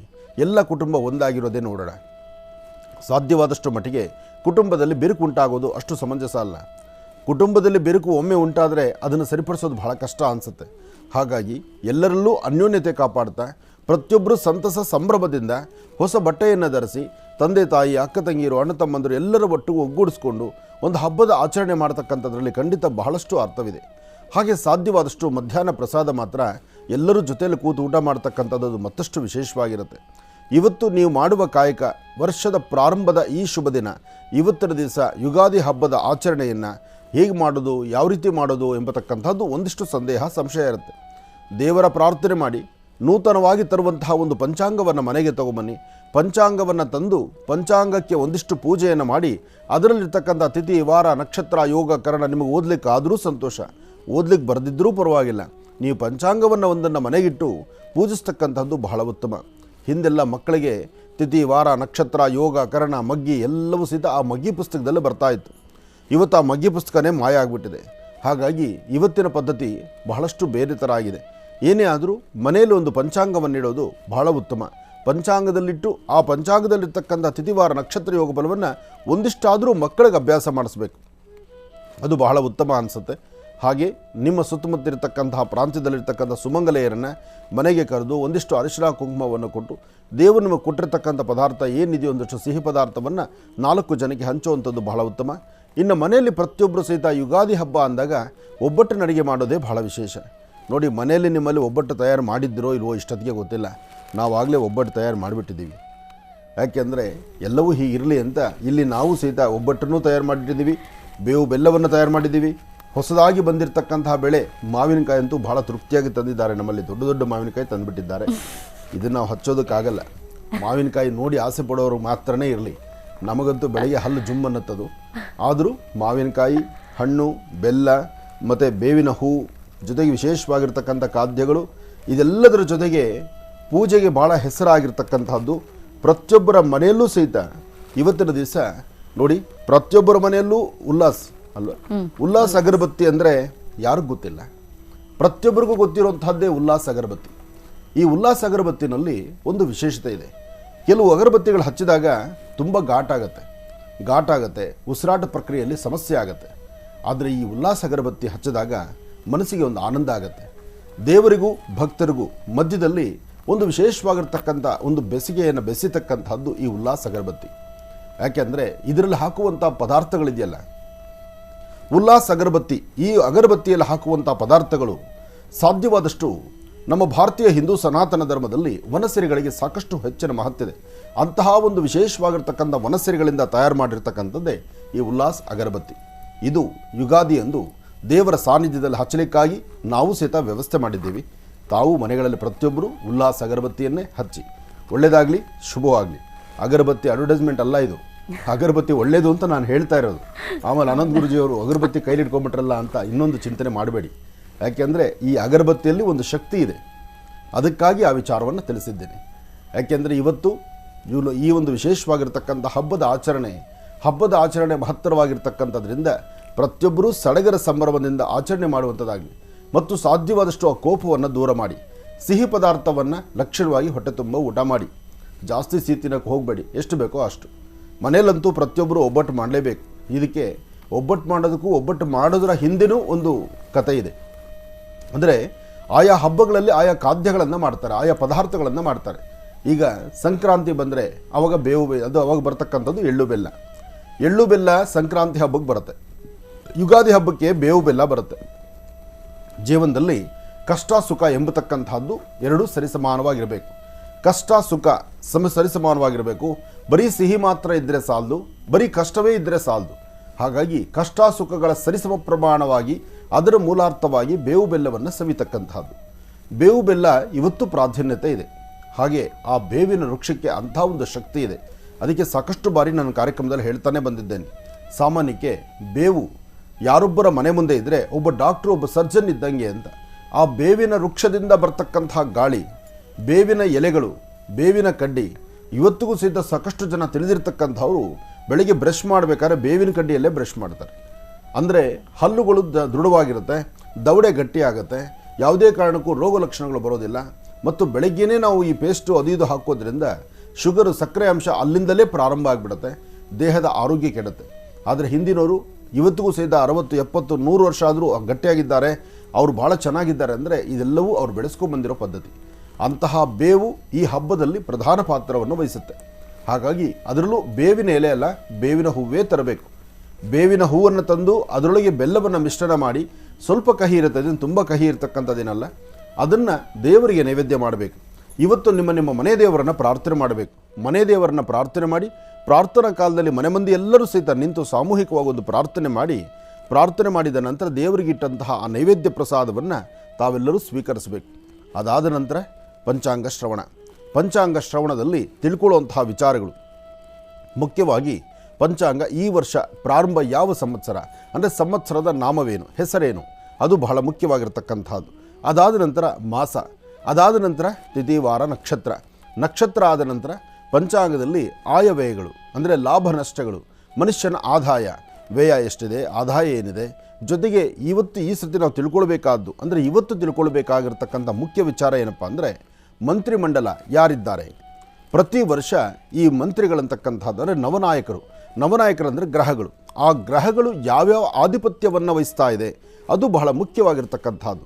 ಗ್ರಹಗಳ ಆಧಿಪತ್ಯವನ್ನು, ಗ್ರಹಗಳ ಅಧಿಕಾರವನ್ನು, ಯಾವ ಅಧಿಕಾರವನ್ನು ಯಾವ್ಯಾವ ಒಂದು ಸಂಬಂಧಪಡ್ತಕ್ಕಂಥ ಖಾತೆಯನ್ನು ಅವರು ತೆಗೆದುಕೊಂಡಿದ್ದಾರೆ ಅನ್ನೋದನ್ನು ಚಿಂತನೆ ಮಾಡಬೇಕು. ಬಹುಶಃ ಅವರನ್ನು ನೋಡೇ ಇವತ್ತಿನ ರಾಜಕೀಯ ನಡೀತಾ ಇರತಕ್ಕಂಥದ್ದು. ಹಾಗಾಗಿ ಇವೆಲ್ಲವನ್ನೂ ಸಹಿತ ಸವಿಸ್ತಾರವಾಗಿ ತಿಳ್ಕೊಳ್ಳೋಣ. ಜೀವನದ ಯಶಸ್ಸಿಗಾಗಿ ಪ್ರತಿಯೊಬ್ಬರೂ ಭಗವಂತನ ಪ್ರಾರ್ಥನೆ ಮಾಡೋಣ. ಮತ್ತೊಮ್ಮೆ ಯುಗಾದಿ ಹಬ್ಬದ ಶುಭಾಶಯಗಳು. ಈಗ ಕಾರ್ಯಕ್ರಮಕ್ಕೆ ಶ್ರೀನಿವಾಸ್ ಶರ್ಮಾ ಅವರನ್ನು ಆತ್ಮೀಯವಾಗಿ ಬರ್ಮಾಡ್ಕೊಳ್ಳೋಣ. ನಮಸ್ತೆ, ಕಾರ್ಯಕ್ರಮಕ್ಕೆ ಸ್ವಾಗತ. ನಮಸ್ತೆ ಅಮ್ಮ. ಓಂ ಶ್ರೀ ಗುರುಭ್ಯೋ ನಮಃ. ಹರಿ ಓಂ. ಗುರುಬ್ರಹ್ಮ ಗುರುವಿಷ್ಣು ಗುರುದೇವೋ ಮಹೇಶ್ವರಃ, ಗುರು ಸಾಕ್ಷಾತ್ ಪರಬ್ರಹ್ಮ ತಸ್ಮೈ ಶ್ರೀ ಗುರುವೇ ನಮಃ. ಗುರವೇ ಸರ್ವಲೋಕಾನಾಂ ಶಜೇ ಭವರೋಗಿನಾಂ ನಿಧಯೇ ಸರ್ವವಿದ್ಯಾನಾಂ ಶ್ರೀ ದಕ್ಷಿಣಾಮೂರ್ತಯೇ ನಮಃ. ಜ್ಞಾನಾನಂದಮಯಂ ದೇವಂ ನಿರ್ಮಲಂ ಸ್ಫಟಿಕಾಕೃತಿಂ ಆಧಾರಂ ಸರ್ವವಿದ್ಯಾನಾಂ ಹಯಗ್ರಿಮುಪಾಸ್ಮಹೆ. ಜಗತಪಿತರಂ ವಂದೇ ಪಾರ್ವತಿ ಪರಮೇಶ್ವರೌ. ಪ್ರತಿನಿತ್ಯದ ಕಾರ್ಯಕ್ರಮದಂತೆ ಮೊದಲನೇದಾಗಿ ನನ್ನ ಅಜ್ಜಿ ತಾತರವರನ್ನು ಶ್ರದ್ಧಾ ಭಕ್ತಿಯಿಂದ ಪ್ರಾರ್ಥನೆಯನ್ನು ಮಾಡ್ತಾ, ನನ್ನ ಗುರುಸ್ಥಾನದಲ್ಲಿರ್ತಕ್ಕಂಥ ನನ್ನ ತಂದೆಯವರಾದಂಥ ಆನಂದ್ ಗುರುಜಿಯವರ ಪಾದರವಿಂದಗಳಿಗೆ ನಮನವನ್ನು ಮಾಡ್ತಾ, ಮತ್ತು ನನ್ನ ಮಾತೃಶ್ಯವರನ್ನು ಕೂಡ ಶ್ರದ್ಧಾ ಭಕ್ತಿಯಿಂದ ಪ್ರಾರ್ಥನೆಯನ್ನು ಮಾಡ್ತಾ, ಯುಗಾದಿ ಹಬ್ಬದ ಶುಭಾಶಯಗಳನ್ನು ಕೂಡ ತಿಳಿಸ್ತಾ, ಯುಗಾದಿ ಹಬ್ಬದ ವಿಶೇಷ ಮಹರ್ಷಿವಾಣಿ ಕಾರ್ಯಕ್ರಮವನ್ನು ಬಹಳ ವಿಜೃಂಭಣೆಯಿಂದ ಮನೋಗತ ಪ್ರಶ್ನಾತಂತ್ರದೊಂದಿಗೆ ಪ್ರಾರಂಭವನ್ನು ಮಾಡೋಣ.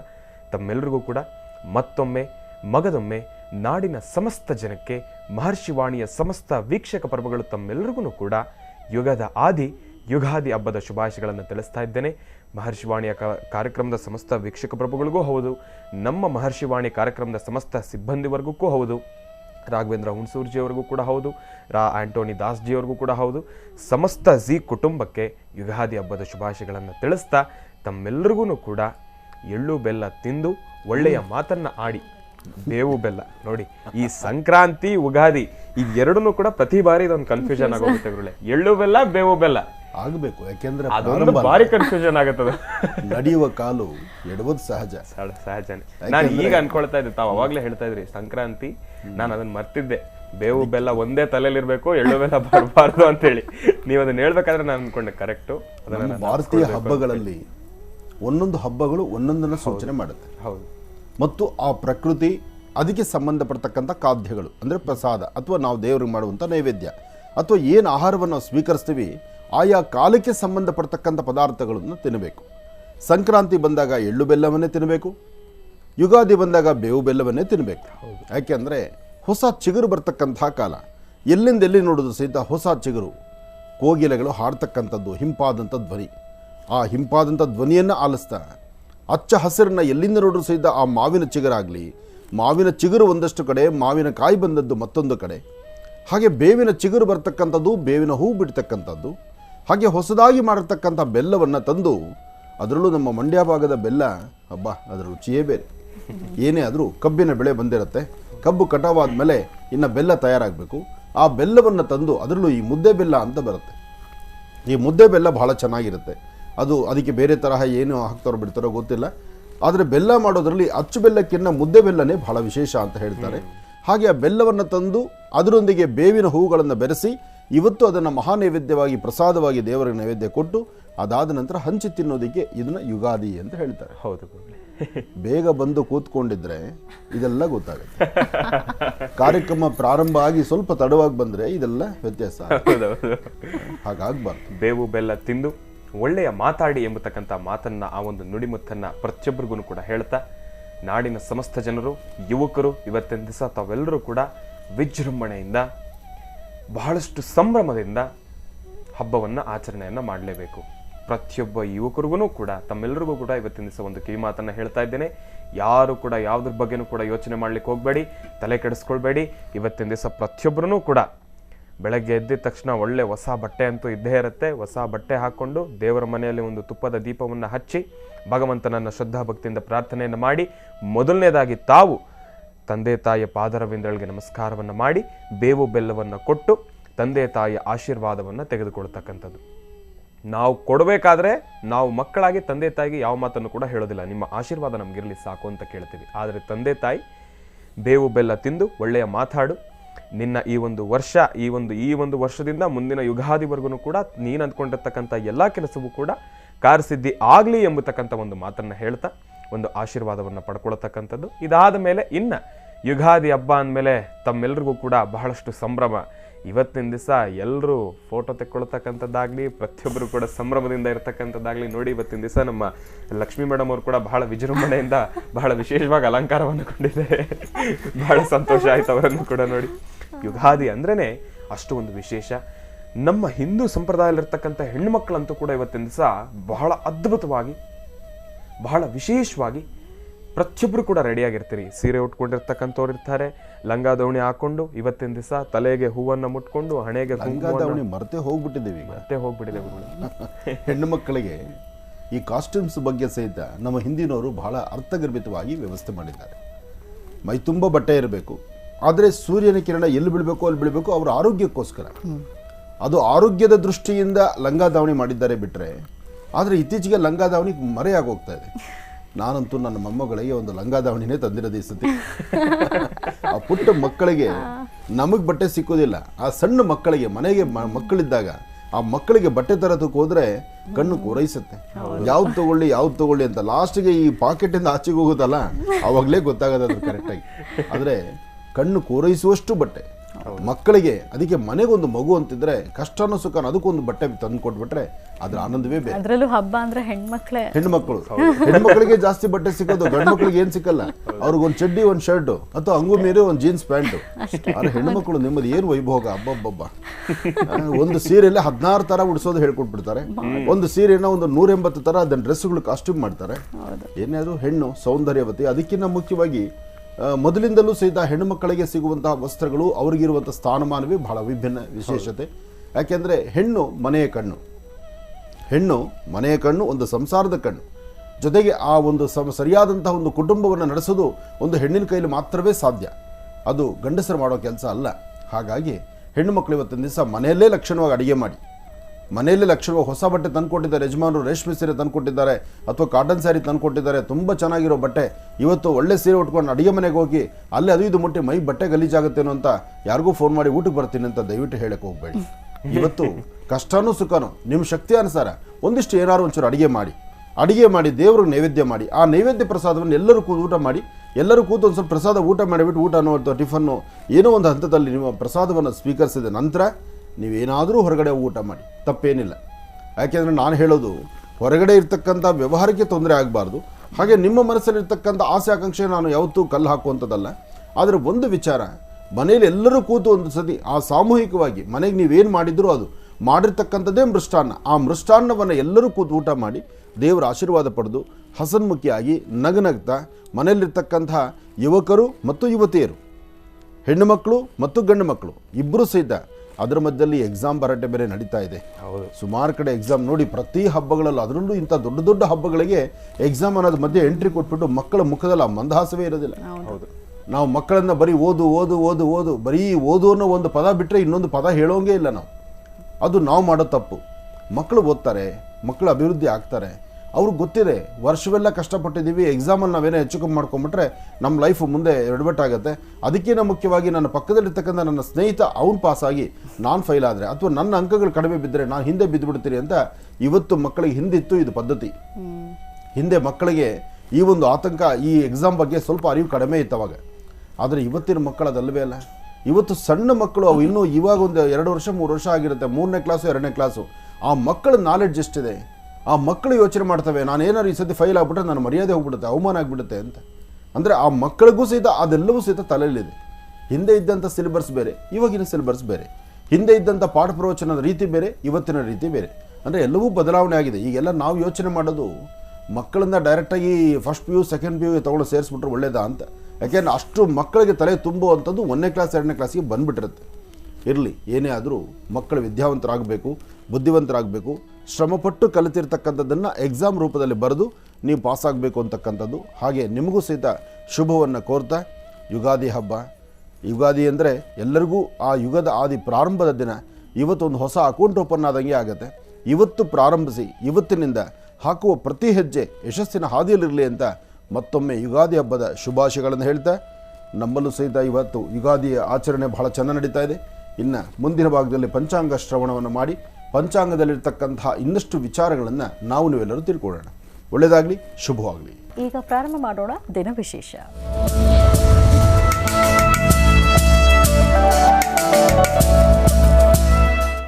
ಯುಗಾದಿ ಹಬ್ಬದ ಈ ಶುಭ ದಿನದ ವಿಶೇಷತೆ ಏನು ಅನ್ನೋದನ್ನ ಈಗ ತಿಳ್ಕೊಳ್ಳೋ ಗುರುಜಿಯವರಿಂದ. ಗುರುಜಿ, ದಿನ ವಿಶೇಷತೆನೇ ಹೌದು, ಪಂಚಾಂಗ ಶ್ರವಣ. ಪಂಚಾಂಗ ಶ್ರವಣ ಆಗಬೇಕು, ಪಂಚಾಂಗಕ್ಕೊಂದು ಷೋಡಶೋಪಚಾರ ಪೂಜಾ ಅನುಷ್ಠಾನ ಆಗಬೇಕು. ಇವತ್ತು ಈ ಒಂದು ಸಂವತ್ಸರದ ಪ್ರಾರಂಭದ ದಿನವಾದ್ದರಿಂದ ಇವತ್ತಿನ ತಿಥಿ, ವಾರ, ನಕ್ಷತ್ರ, ಯೋಗ, ಕರಣ, ಜೊತೆಗೆ ನವನಾಯಕರು, ಜೊತೆಗೆ ಮುಂದಿನ ಆ ವರ್ಷ ಅಂದರೆ ಈ ಸಂಪೂರ್ಣವಾದಂಥ ಒಂದು ವರ್ಷದ ಫಲ ಹೇಗಿದೆ ಎಲ್ಲವನ್ನು ಸಹಿತ ನಾವು ಚುಟುಕಾಗಿ ತಿಳ್ಕೊಳ್ಬೇಕು.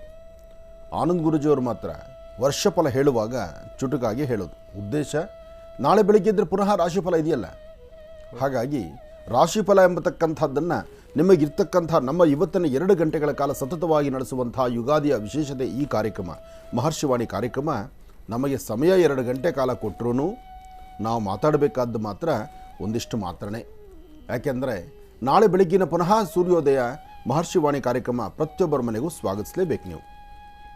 ಅದಕ್ಕಾಗಿ ಆದರೆ ಇವತ್ತು ವರ್ಷಫಲವನ್ನು ತಾವು ತಿಳ್ಕೊಳ್ಳೇಬೇಕು. ವರ್ಷಫಲ ತಿಳ್ಕೊಳ್ಬೇಕು, ಲಾಭ ನಷ್ಟಗಳ ಬಗ್ಗೆ ಆಲೋಚನೆ ಮಾಡಬೇಕು. ಯಾರಿಗೆ ಆರೋಗ್ಯ, ಯಾರಿಗೆ ಅನಾರೋಗ್ಯ, ಯಾರು ಆರ್ಥಿಕ ಪರಿಸ್ಥಿತಿ ಅಭಿವೃದ್ಧಿಯಲ್ಲಿದ್ದೀರಿ, ಯಾರು ಕುಂಠಿತವಾಗ್ತೀರಿ, ಯಾರಿಗೆ ಎಷ್ಟು ಲಾಭ ಇದೆ, ಖರ್ಚು ಏನಿದೆ, ಖರ್ಚು ತಿಳ್ಕೊಳ್ಬೇಕು, ಲಾಭವೂ ತಿಳ್ಕೊಳ್ಬೇಕು. ಇದೆಲ್ಲದರ ಮಧ್ಯದಲ್ಲಿ ಮನೆಯಲ್ಲಿರ್ತಕ್ಕಂಥ ಹೆಣ್ಣು ಮಕ್ಕಳು, ತಾಯಂದಿರು ತಾವು ತಮ್ಮ ತಂದೆ ತಾಯಿ ಜೊತೆಯಲ್ಲಿ ಕೂತು ಈ ಸಡಗರ ಸಂಭ್ರಮದ ಆಚರಣೆಯಲ್ಲಿ ತಾವು ಪಾಲ್ಗೊಳ್ಬೇಕು. ಹೆಣ್ಣು ಮಕ್ಕಳಿಗೆ ಮಾತ್ರ ಒಂದು ಕಿವಿ ಮಾತು ಏನಪ್ಪ ಅಂದರೆ, ಹಾಸಿಗೆಯಿಂದ ಇವತ್ತು 9 ಗಂಟೆ ತನಕ ಮಲ್ಕೊಂಡೆದ್ದೇಳೋದು ಬೇಡ. ಹಾಗೆ ಮನೆಯಲ್ಲಿ ಪೂಜೆಗೆ ಮುನ್ನ, ಮನೆಯಲ್ಲಿ ಅಮ್ಮ ದೇವ್ರ ಮನೆ ಪೂಜೆ ಮಾಡಬೇಕು ಅಂದಾಗ ದೇವ್ರ ಮನೆ ಪೂಜೆಗೆ ಹೋಗೋದಕ್ಕೆ ಮುನ್ನ ನೀವು ಬೇಗ ಸ್ನಾನ ಮಾಡ್ಕೊಂಬಂದು ಮನೆ ಸಾರಿಸಿ ಗೂಡಿಸಿ ರಂಗೋಲಿಯನ್ನು ಹಾಕಿ, ಜೊತೆಗೆ ಮಾವಿನ ಸೊಪ್ಪು ತೋರಣ, ಮನೇಲಿರ್ತಕ್ಕಂಥ ಗಂಡು ಮಕ್ಕಳು ತೋರಣ ಕಟ್ಟಬೇಕು. ಇದನ್ನೆಲ್ಲರೂ ಅರ್ಥ ಮಾಡ್ಕೊಳ್ಳಿ. ಗಂಡು ಮಕ್ಕಳು ಸುಮ್ಮನೆ ಹೋಗಿ ಚೇರ್ ಮೇಲೆ ಕೂತ್ಕೊಂಡು ಆಚೆ ಕಡೆ ಮೊಬೈಲ್ ತಿರುಗಿಸ್ತಾ ಕೂತ್ಕೊಳ್ಳೋದಲ್ಲ.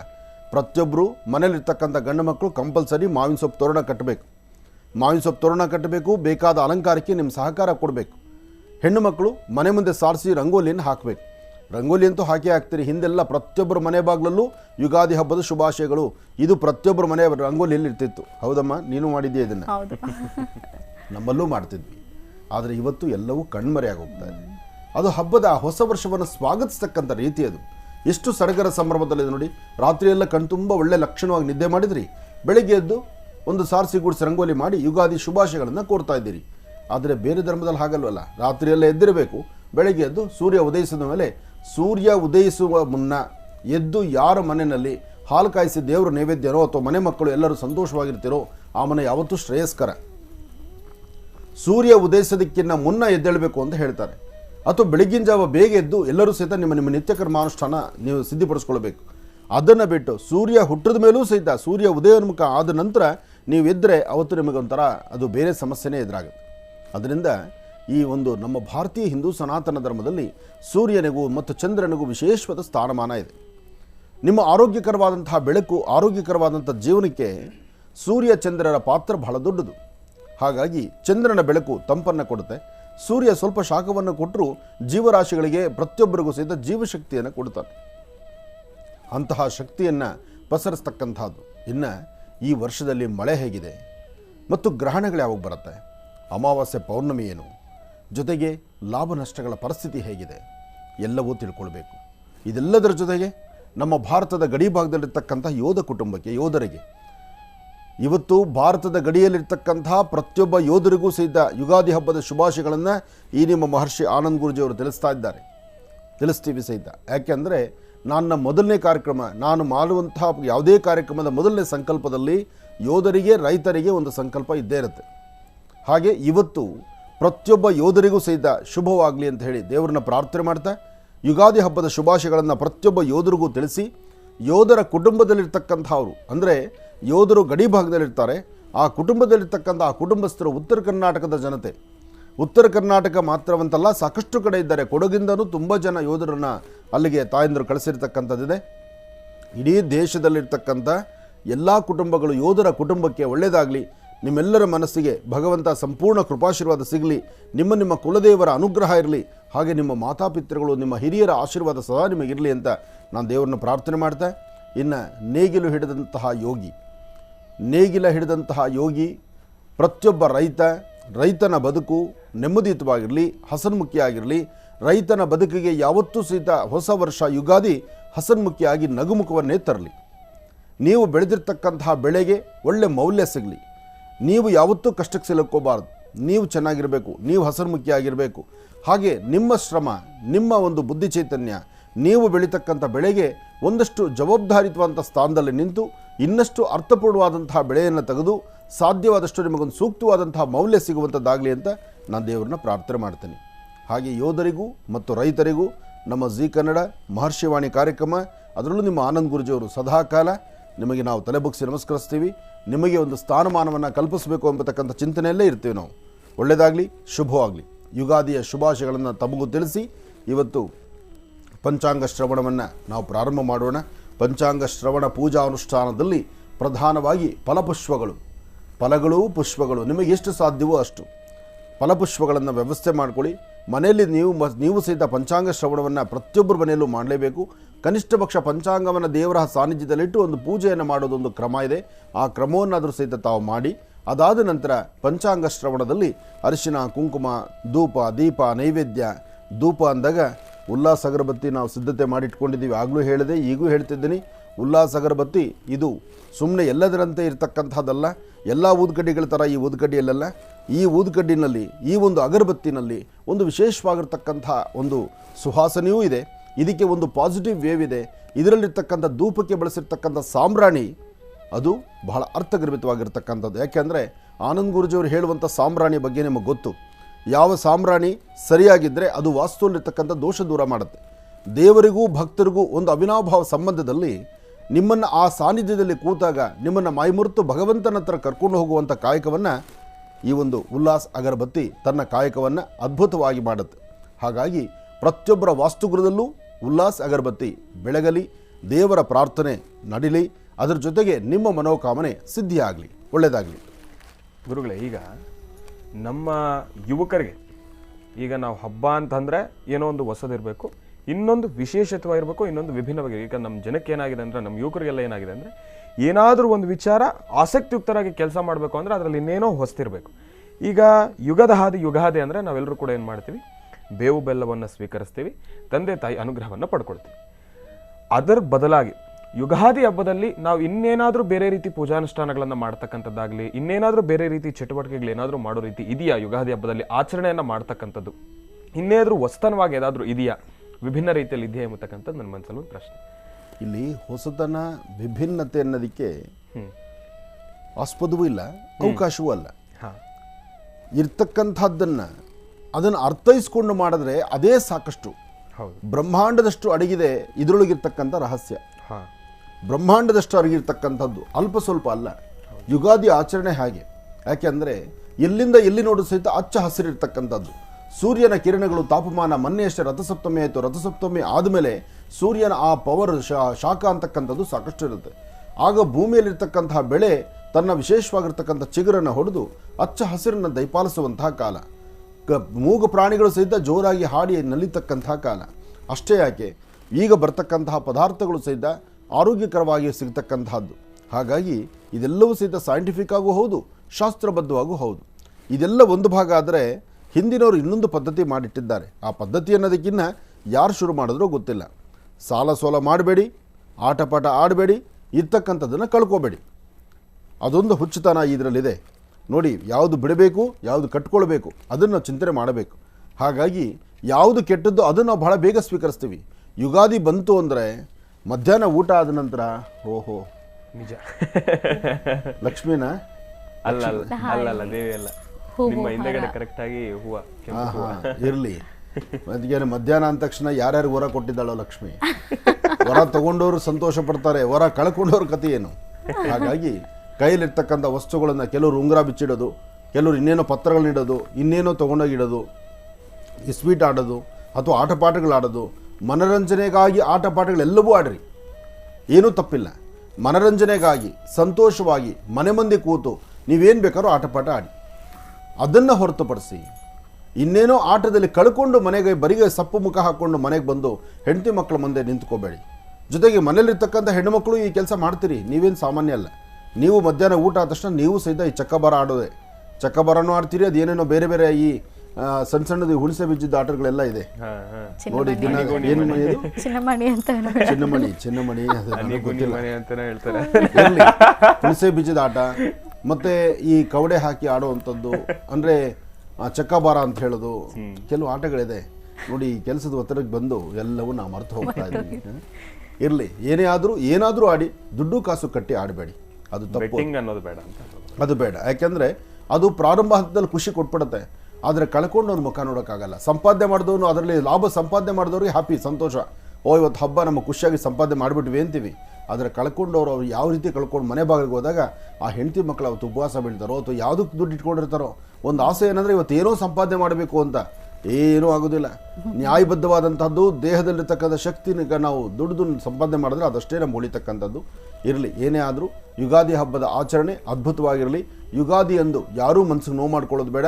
ನೀವೆಲ್ಲ ಸಂತೋಷವಾಗಿ ನಗನಗ್ತಾ ಇರಲಿ ಅಂತಲೇ ನಾವು ದೇವರನ್ನ ಕೇಳೋಣ. ಹಾಗೆ ಇವತ್ತು ರಾಜ್ಯದ ಪ್ರಸಿದ್ಧಿ ದೇವಾಲಯಗಳು ಪುರಾಣ ಪ್ರಸಿದ್ಧಿ ಇರತಕ್ಕಂತಹದ್ದು, ಹಿಂದಿನ ಋಷಿಮುನಿಗಳ ಕಾಲದಲ್ಲಿ ಪ್ರತಿಷ್ಠಾಪನೆಗೊಂಡಂಥದ್ದು, ಸುಮಾರು 1000, 2000, 3000 ವರ್ಷಗಳ ಇತಿಹಾಸ ಇರತಕ್ಕಂಥ ದೇವಾಲಯಗಳಲ್ಲಿ ಇವತ್ತು ಅದ್ಭುತವಾದಂತಹ ಪೂಜಾನುಷ್ಠಾನ ಇರುತ್ತೆ. ನಿಮ್ಮ ಪ್ರಾಂತ್ಯಗಳಲ್ಲಿರ್ತಕ್ಕಂಥ ದೇವಾಲಯಗಳಿಗೆ ಬಂದು ಲಕ್ಷಣವಾಗಿ ದೇವರ ಪ್ರಾರ್ಥನೆ ಮಾಡಿ ಅಲ್ಲಿ ಕೊಡ್ತಕ್ಕಂಥ ಪ್ರಸಾದವನ್ನು ಸ್ವೀಕರಿಸಿ. ಇವತ್ತು ದೇವರ ದರ್ಶನ ಮಾಡಿ. ವರ್ಷದ ಆದಿ ಯುಗಾದಿ ಎಂದು ನಾವು ಇವತ್ತೇನು ಕಾಯಕವನ್ನು ಮಾಡ್ತೀವಿ, ಯಾವ ಕೆಲಸ ಕಾರ್ಯಗಳನ್ನು ಒಗ್ಗೂಡಿಸ್ಕೊಳ್ತೀವಿ, ಯಾವ ವೃತ್ತಿಯಲ್ಲಿ ಅಭಿವೃದ್ಧಿ ಆಗಬೇಕು ಅಂತ ಚಿಂತನೆ ಮಾಡ್ತೀವಿ, ಇವತ್ತು ಸಾಧ್ಯವಾದಷ್ಟು ಪಾಸಿಟಿವ್ ಆಗಿ ಯೋಚನೆ ಮಾಡಿ ಏನು ಮಾಡಬೇಕು ಚಿಂತನೆ ಮಾಡಿ ಖಂಡಿತ ಒಳಿತನ್ನು ಸಿದ್ಧಪಡಿಸ್ಕೊಳ್ತೀವಿ. ಅದರ ಮಧ್ಯದಲ್ಲಿ ಯಾವ್ಯಾವ ರಾಶಿಯವರಿಗೆ ಏನು ಫಲಾಫಲಗಳಿದೆ, ಈ ವರ್ಷ ನಿಮ್ಮ ಬಲ ಹೇಗಿದೆ, ನಿಮಗೆ ದೇವರ ಅನುಗ್ರಹ ಹೇಗಿದೆ, ಜೊತೆಗೆ ನೀವು ಏನು ಕೆಲಸ ಮಾಡಿದ್ರೆ ಕಾರ್ಯಸಿದ್ಧಿ ಆಗುತ್ತೆ ಇಲ್ಲ, ಅದರ ಬಗ್ಗೆ ಒಂದಷ್ಟು ರಹಸ್ಯವನ್ನು ನಾನು ನಿಮಗೆ ತಿಳಿಸ್ಕೊಡ್ತೀನಿ. ಅದರಂತೆ ತಾವು ಇದನ್ನು ಪಾಲನೆ ಮಾಡಿ ಖಂಡಿತ ಯಶಸ್ಸನ್ನು ಸಿದ್ಧಿಪಡಿಸ್ಕೊಳ್ತೀರಿ. ಇವತ್ತಂತೂ ಬಹಳ ಅದ್ಭುತವಾದಂಥ ದಿನ. ಇಂತಹ ದಿನದಲ್ಲಿ ನೀವು ಮಾಡಬೇಕಾದ್ದು, ನೀವಿರಬೇಕಾದ್ದು, ನೀವು ಆಚರಿಸಬೇಕಾದ್ದು ಪದ್ಧತಿಯನ್ನೇ ಆಚರಿಸಬೇಕೇ ವಿನಃ ಇನ್ನೇನೋ ಮಾಡಿ ನಾವು ಮಾಡ್ತೀವಿ ಅಂದರೆ ಅದು ತಪ್ಪಾಗುತ್ತೆ. ಯಶಸ್ಸಿನ ಹಾದಿ ನಿಮಗಿರಲಿ ಅಂತ ಮತ್ತೊಮ್ಮೆ ಹೇಳ್ತಾ ಯುಗಾದಿ ಹಬ್ಬದ ಶುಭಾಶಯಗಳು. ಖುಷಿಗ ಪಂಚಾಂಗಕ್ಕೆ ಪೂಜಾನುಷ್ಠಾನವನ್ನು ಸಲ್ಲಿಸೋದ? ಹೌದಮ್ಮ, ಎಲ್ಲ ಸಿದ್ಧತೆ ಆಗಿದೆ. ಎಲ್ಲರೂ ಕಾತುರದಿಂದ ಕಾಯ್ತಿದ್ದಾರೆ.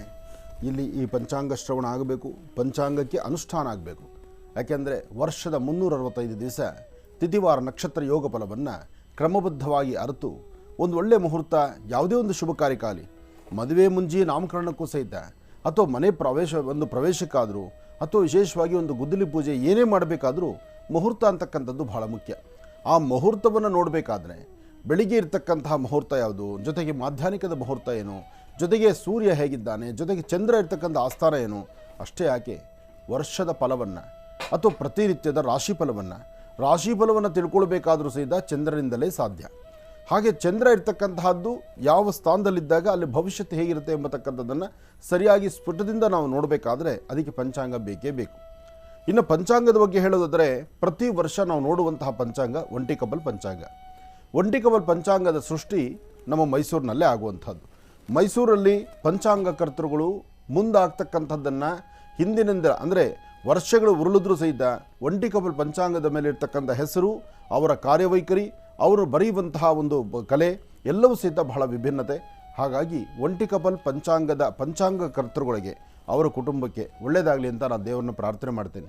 ಯಾಕೆಂದರೆ ಅದೆಲ್ಲ ಬಹಳ ಮೂಲಾಧಾರ, ಸುಮ್ಮನೆ ಆಗೋದಿಲ್ಲ. ಗಣಿತಶಾಸ್ತ್ರ ಎಂಬತಕ್ಕಂಥದ್ದನ್ನು ಸರಿಯಾದ ರೀತಿ ಅರ್ಥೈಸ್ಕೊಂಡೇ ಬರೀಬೇಕಾಗತ್ತೆ. ಮುಂದೆ ಯಾವಾಗೋ ಬರುವಂತಹ ಗ್ರಹಣಗಳನ್ನು ಹಿಂದೆ ಆಲೋಚನೆ ಮಾಡಿ ಬರೆಯುವಂತಹದ್ದಿದೆಯಲ್ಲ, ಅದು ಬಹಳ ವಿಶೇಷ. ಇದನ್ನು ಇಸ್ರೋನಲ್ಲಿ ಸಹಿತ ಇದನ್ನು ಒಪ್ಕೊಂಡಿದ್ದಾರೆ. ಅಂದರೆ ಸೈಂಟಿಫಿಕ್ ಆಗೂ ಸಹಿತ ಆಲೋಚನೆ ಮಾಡಿ ಎಲ್ಲರೂ ಒಪ್ಪುವಂಥದ್ದಿದೆ. ಅಂದರೆ ಮಹರ್ಷಿಗಳ ಕಾಲದಿಂದ, ಋಷಿಮುನಿಗಳ ಕಾಲದಿಂದ ಈ ಒಂದು ಪಂಚಾಂಗಕ್ಕೆ ಎಂತಹ ಒಂದು ಆದ್ಯತೆ ಇದೆ ಎಂಬತಕ್ಕಂಥದ್ದನ್ನು ನಾವು ಅರ್ಥಕೊಳ್ಬೇಕಾಗತ್ತೆ. ಹಾಗಾಗಿ ಇವತ್ತು ಪಂಚಾಂಗವನ್ನು ಎಲ್ಲರೂ ಸಹಿತ ಪ್ರಾರ್ಥನೆ ಮಾಡೋಣ. ಮೊದಲು ಗಣಪತಿಯನ್ನು ಪ್ರಾರ್ಥನೆ ಮಾಡೋಣ. ಓಂ ಗಣಾನಾಂ ತ್ವಾ ಗಣಪತಿಂ ಭವಾಮಹೇ ಕವಿಂ ಕವೀನಾಮುಪಮಶ್ರವಸ್ತಮಂ ಜ್ಯೇಷ್ಠರಾಜಂ ಬ್ರಹ್ಮಣಾಂ ಬ್ರಹ್ಮಣಸ್ಪದ ಆನುಶೃಣ್ವನ್ನೋತಿಮಸ್ಸೇದ ಸಾಧನಂ. ಪಂಚಾಂಗ ಅಂದರೆ ಹರಿಹರ ಬ್ರಹ್ಮಾದಿಗಳನ್ನು, ಬ್ರಹ್ಮ ವಿಷ್ಣು ಮಹೇಶ್ವರರನ್ನು ಸಹಿತ ನಾವು ಪ್ರಾರ್ಥನೆ ಮಾಡಿ, ಕಲ್ಯಾಣಾದ್ಭುತ ಗಾತ್ರಾತ್ ಕಾಮಿಧಾರ್ಥ ಪ್ರದಾಯಿನೀಂ ಶ್ರೀಮದ್ ವೆಂಕಟನಾಥಾಯಾಂ ಶ್ರೀನಿವಾಸಾಯ ಮಂಗಳಂ. ವೆಂಕಟೇಶೋ ವಾಸುದೇವೋ ಪ್ರದ್ಯುಮ್ನೋ ವಿದ್ವಿಕ್ರಮಃ ಸಂಕರ್ಷಣ ನಿರ್ದಶ್ಚ ಶೇಷಾದ್ರಿಪತಿರೇವ ಚ. ಓಂ ಭೂಃ ಗಣಪತಿಂ ಆವಾಹಯಾಮಿ, ಹರಿದ್ರಾಕ್ಷರಂ ಸಮರ್ಪಯಾಮಿ, ಕುಂಕುಮ ಸಿಂಧೂರಂ ಸಮರ್ಪಯಾಮಿ, ಪರಿಮಳ ಪತ್ರಪುಷ್ಪಾಣಿ ಸಮರ್ಪಯಾಮಿ. ಸರ್ವಮಂಗಳಮಾಂಗಲ್ಯೆ ಶಿವೆ ಸರ್ವಾರ್ಥ ಸಾಧಿಕೆ ಶರಣ್ಯೇ ತ್ರ್ಯಂಬಕೆ ಗೌರಿ ನಾರಾಯಣಿ ನಮೋಸ್ತುತೆ. ಏಕದಂತಾಯ ವಿದ್ಮಹೇ ವಕ್ರತುಂಡಾಯ ಧೀಮಹಿ ತನ್ನೋ ದಂತಿ ಪ್ರಚೋದಯಾತ್.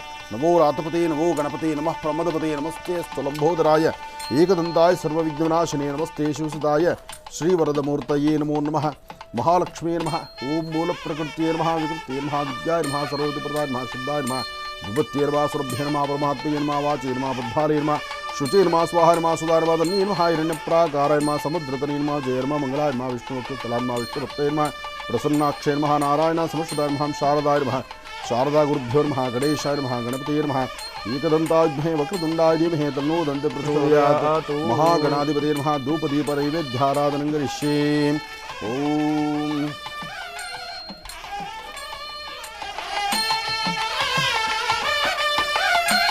ದಶಾಂಗಂ ಗಗನಂದೋಪಂ ಸುಗಂಧಂ ಚ ಸುಮನೋಹರಂ ಕಪಿಲಾಗ್ರ ಸಂಹಿಕ್ತಂ ದೋಪೋಯಂ ಪ್ರಕೃಷ್ಯದಾಂ ಧೂಪಮಾಗ್ರಾಪಯಾಮಿ.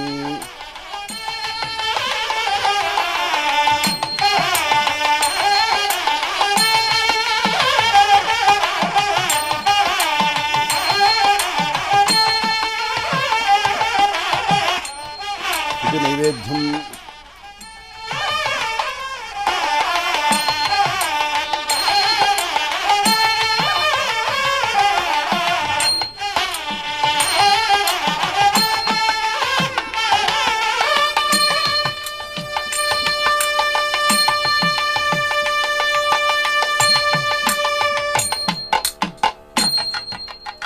ಸರ್ವಮಂಗಳ ಮಹಾಕಾಳಿ ಮಹಾಲಕ್ಷ್ಮೀ ದೇವತಾಭ್ಯೋ ನಮಃ. ಹಿರಣ್ಯಪಾತ್ರಂ ಮದೋ ಪೂರ್ಣಂ ದದಾತಿ ತದುಭ್ಯೋ ಸಾನೇತಿ ಏಕದಾ ಬ್ರಹ್ಮಣಮುಪಹರತಿ ಏಕದೈವ ಯಜಮಾನ ಆಯುಸ್ತೇಜೋ ದಧಾತಿ. ಸರ್ವಮಂಗಳ ಮಾಂಗಲ್ಯೆ ಶಿವೆ ಸರ್ವಾರ್ಥ ಸಾಧಿಕೆ ಶರಣ್ಯೇ ತ್ರ್ಯಂಬಕೆ ಗೌರಿ ನಾರಾಯಣಿ ನಮೋಸ್ತುತೆ. ಮಹಾಲಕ್ಷ್ಮೀ ನಮಃ. ಮಹಾಲಕ್ಷ್ಮೀ ಚ ವಿದ್ಮಹೇ ವಿಷ್ಣುಪತ್ನೇ ಚ ಧೀಮಹಿ ತನ್ನೋ ಲಕ್ಷ್ಮೀ ಪ್ರಚೋದಯಾತು. ಭಗವಂತನ ಸಂಪೂರ್ಣ ಕೃಪಾಶೀರ್ವಾದ ಎಲ್ಲರಿಗೂ ಇರಲಿ, ಒಳ್ಳೆಯದಾಗಲಿ, ನಿಮ್ಮ ಮನೋಕಾಮನೆಗಳು ಬೇಗ ಸಿದ್ಧಿಯಾಗಲಿ. ಪಂಚಾಂಗ ಶ್ರವಣ ಈಗ ಪ್ರಾರಂಭಿಸುವಂತಹ ಕಾಲ. ಅದಕ್ಕೂ ಮುನ್ನ ಪಂಚಾಂಗಕ್ಕೆ ವಿಶೇಷವಾದಂಥ ಆರತಿ ಸಂಕಲ್ಪ ಆಗಿದೆ. ಒಳ್ಳೆಯದಾಗಲಿ. ತರಲಿ.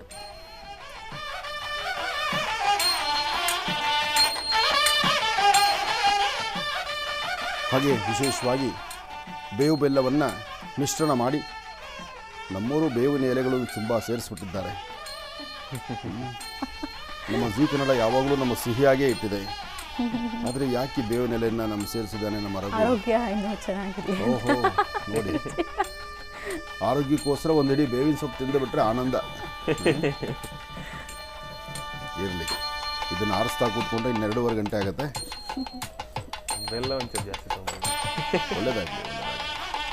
ಬೇವು ಬೆಲ್ಲವನ್ನು ಮಿಶ್ರಣ ಮಾಡಿ ದೇವರಿಗೆ ನೈವೇದ್ಯವನ್ನು ಕೊಟ್ಟು, ಈ ನೈವೇದ್ಯ ಪ್ರಸಾದವನ್ನು ಎಲ್ಲರೂ ಸ್ವೀಕರಿಸುವಂಥದ್ದಾಗಲಿ. ಶ್ರೀನಿವಾಸ ಹಾಗೆ ನಿಮ್ಮೆಲ್ಲರಿಗೂ ನೋಡ್ತಿದ್ದೀರಿ, ನಾನು ಸಹಿತ ನಿಮ್ಮೆಲ್ಲರಿಗೂ ಸಹಿತ ಬೇವು ಬೆಲ್ಲವನ್ನು ಹಂಚ್ತಾ ಇದ್ದೇನೆ. ಇದು ನಿಮಗಾಗಿ ನಾನು ಕೊಡ್ತಿರ್ತಕ್ಕಂಥದ್ದು. ಕೊಟ್ಟು ಇಲ್ಲೇ ಹಾಕ್ತಾ ಇದ್ದೀನಿ, ಅಂದರೆ ನಿಮ್ಮ ಕೈಲಿ ಹಾಕ್ತಿದ್ದೀನಿ, ನಿಮ್ಮ ಕೈಲಿ ಕೊಡ್ತಿದ್ದೀನಿ ಅಂತ. ಹಾಗೆ ನಿಮ್ಮಿಂದ ಅಪೇಕ್ಷೆ ಪಡೆಯೋದಿದೆಯಲ್ಲ, ನೀವು ನನಗೆ ಕೊಟ್ಟಂತಹ ಬೇವು ಬೆಲ್ಲ, ಲಕ್ಷ್ಮೀ ನಿನಗೂ ಕೊಡ್ತಾ ಇದ್ದೀನಮ್ಮ. ಇದು ನೀವು ಕೊಟ್ಟಂತಹದ್ದು ಸಿಹಿ ಮತ್ತು ಕಹಿ, ಅಂದರೆ ಕಷ್ಟ ಸುಖ, ಪ್ರೀತಿ ವಿಶ್ವಾಸ, ಬಂಧು ಬಾಂಧವ್ಯ ಎಲ್ಲವೂ ಹೀಗೆ ಇರಲಿ.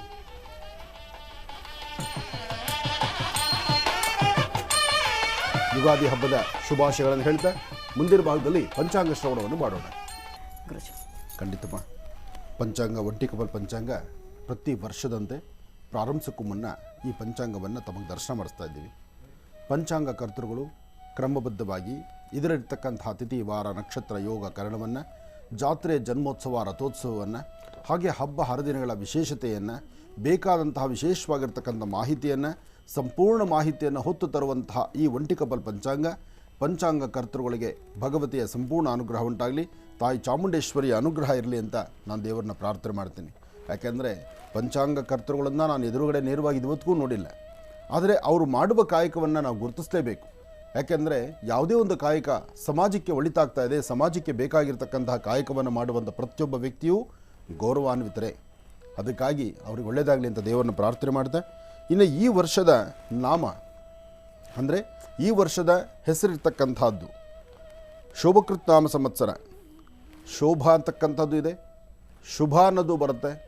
ಅಂದರೆ ಇಲ್ಲಿ ಹೇಳುವಾಗ ಶೋಭ ಅಂತಕ್ಕಂಥದ್ದು, ಶುಭ ಅಂತಕ್ಕಂಥದ್ದು, ಶುಭಕೃತ್ ಅಂತಕ್ಕಂಥದ್ದು ಈ ಸಂವತ್ಸರ ಅಂದರೆ ಪ್ರಾರಂಭಿಕವಾಗಿ ಬರುವಂತಹ ಸಂವತ್ಸರದ ನಾಮ ಹೆಸರು. ಜೊತೆಗೆ ಇದು ಬಹಳ ವಿಶೇಷವಾಗಿರ್ತಕ್ಕಂಥದ್ದು 22/3/2023ರಿಂದ 8/4/2024ವರೆಗೂ. 22/3/2023ರಿಂದ 8/4/2024ವರೆಗೂ ಇರ್ತಕ್ಕಂಥ ವರ್ಷಫಲ ವರ್ಷದ ಪಂಚಾಂಗ.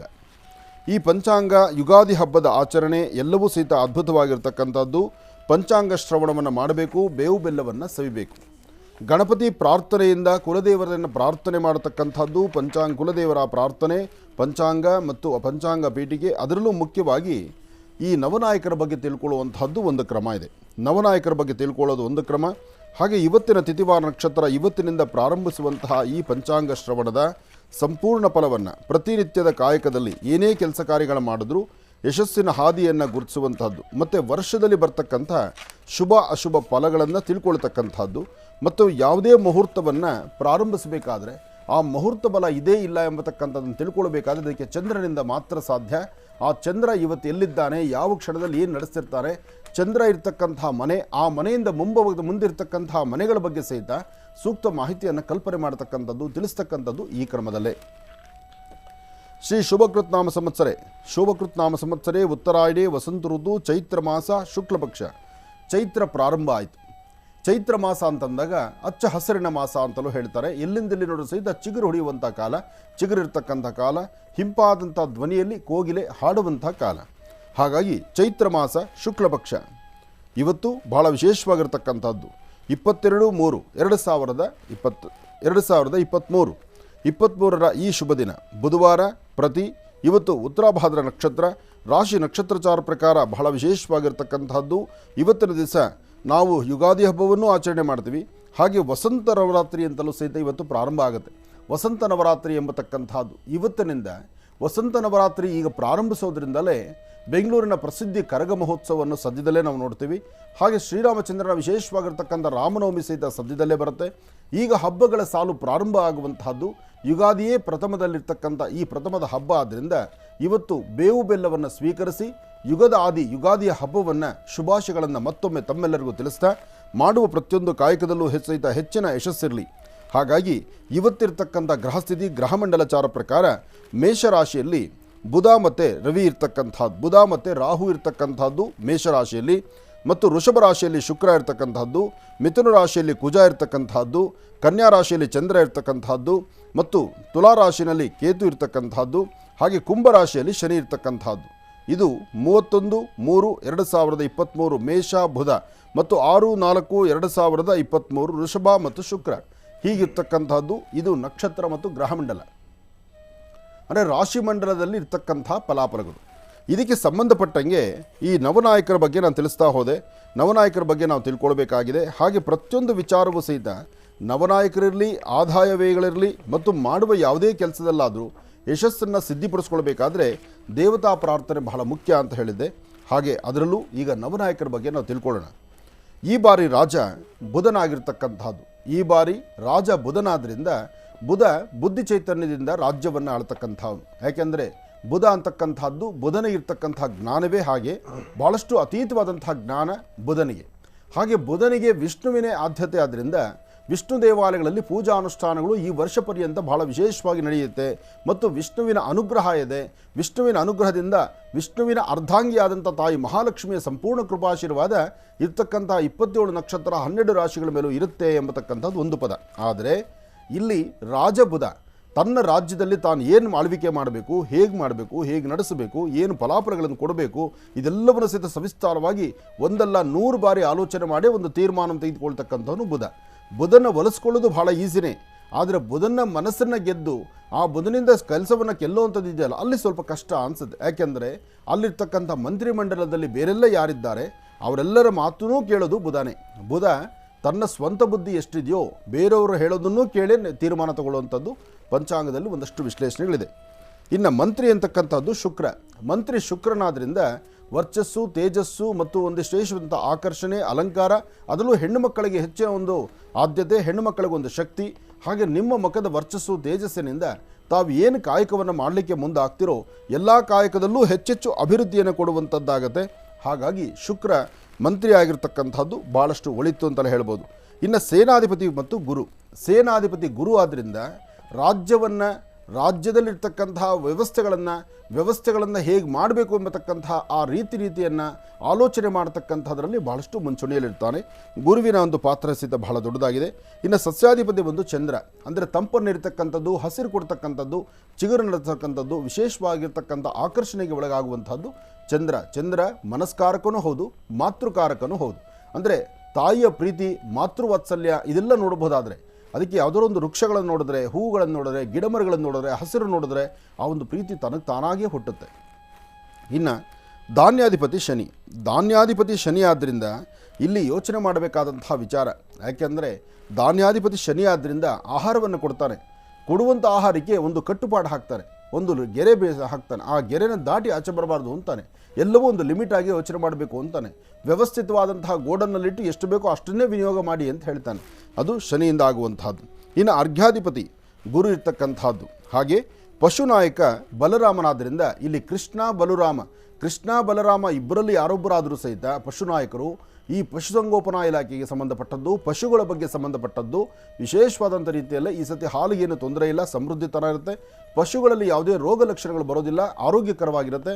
ಪಶುವಿಗೆ ಭಾಳ ವಿಶೇಷವಾದಂಥ ಸ್ಥಾನಮಾನ ಸಿಗುತ್ತೆ. ಅಂದರೆ ವಿಶ್ವಮಾತೆ ಗೋಮಾತೆ ಆದ್ದರಿಂದ ಆ ಗೋಮಾತೆಗೆ ಒಂದು ವಿಶೇಷವಾದಂಥ ಸ್ಥಾನಮಾನ ಸಿಕ್ಕಿ ಎಲ್ಲರನ್ನೂ ಸಲಹಿ ಆಶೀರ್ವದಿಸಿ ಆರೋಗ್ಯಕರವಾದಂಥ ಬೆಳವಣಿಗೆ ಆಗಲಿ ಎಂಬತಕ್ಕಂಥದ್ದು ಒಂದು ಚಿಂತನೆ, ಒಳ್ಳೆಯದಾಗಲಿ. ಇನ್ನು ಮೇಘಾಧಿಪತಿ ಗುರು ಆದ್ದರಿಂದ ಕಾಲಕ್ಕೂ ಸರಿಯಾದಂಥ ಮಳೆ, ವ್ಯವಸ್ಥಿತವಾದಂಥ ರೀತಿಯಲ್ಲಿ ಭೂಮಿನ ತಂಪು ಕೊಡ್ತಕ್ಕಂಥದ್ದು, ರೈತ ಬಾಂಧವರನ್ನ ಸುಖ ಸಂತೋಷ ನೆಮ್ಮದಿಯಾಗಿರ್ತಕ್ಕಂಥ ಕಾಯಕವನ್ನು ಗುರು ನಡೆಸೋದ್ರಲ್ಲಿ ಖಂಡಿತ ತಪ್ಪಲ್ಲ.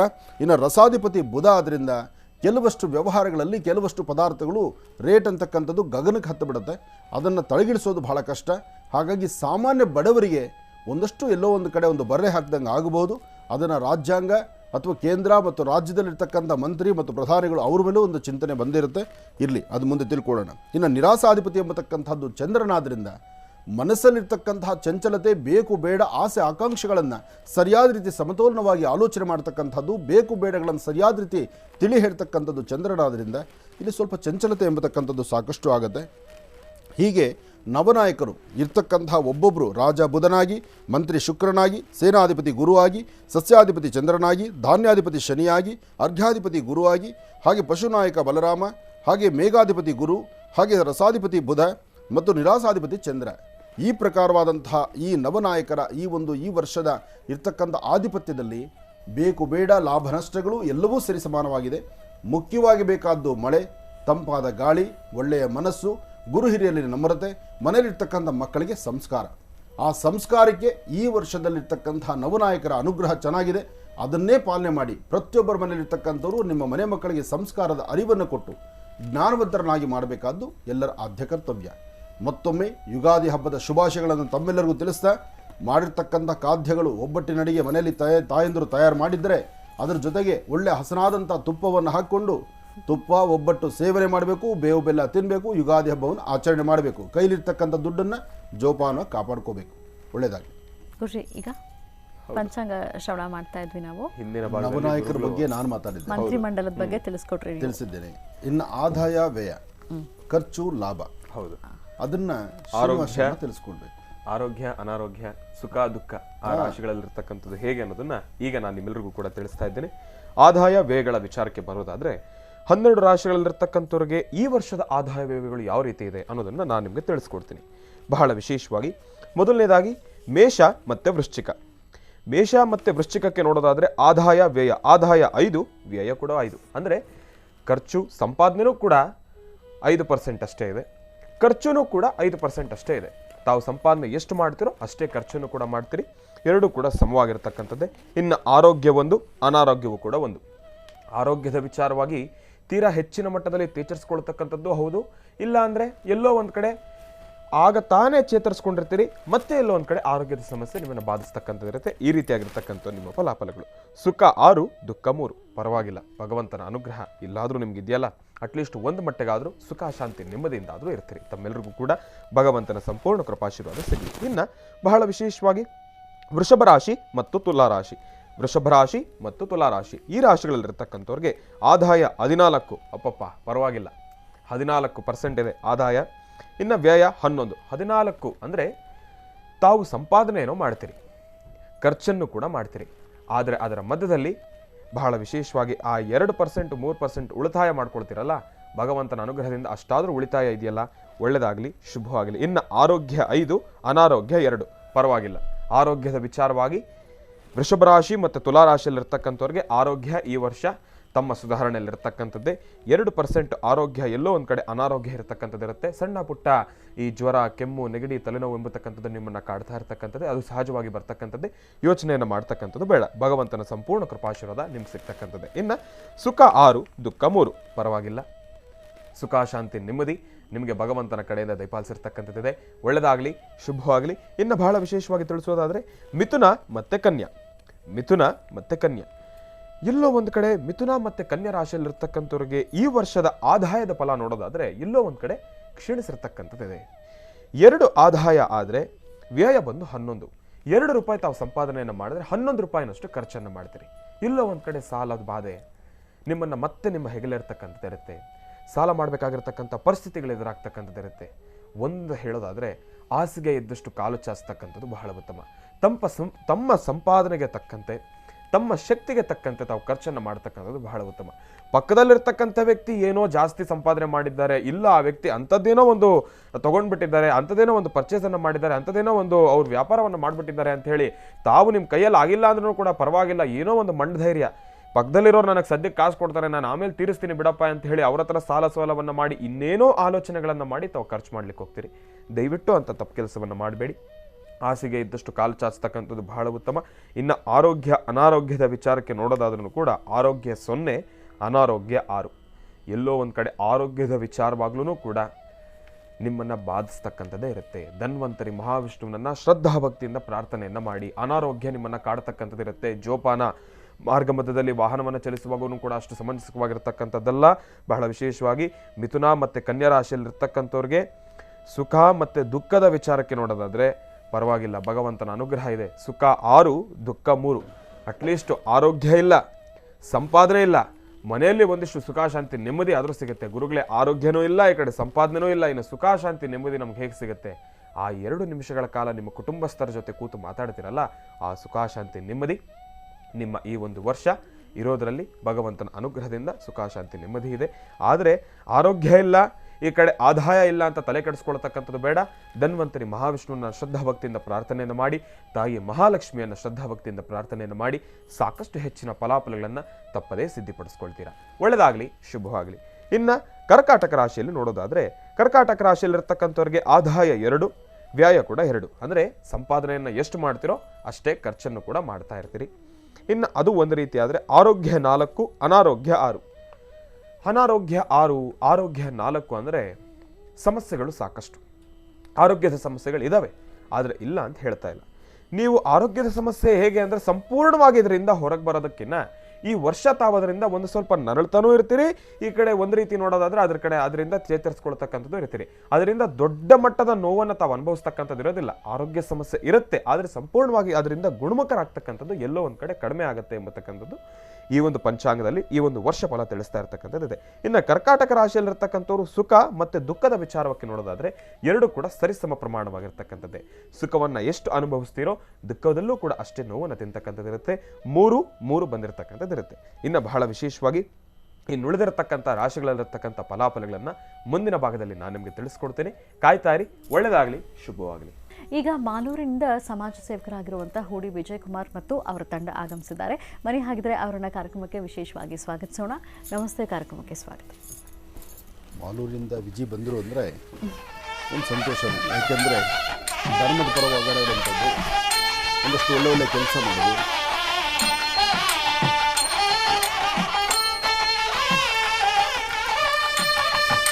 ಇದೆಲ್ಲ ತಂದಿದ್ದೀರಿ.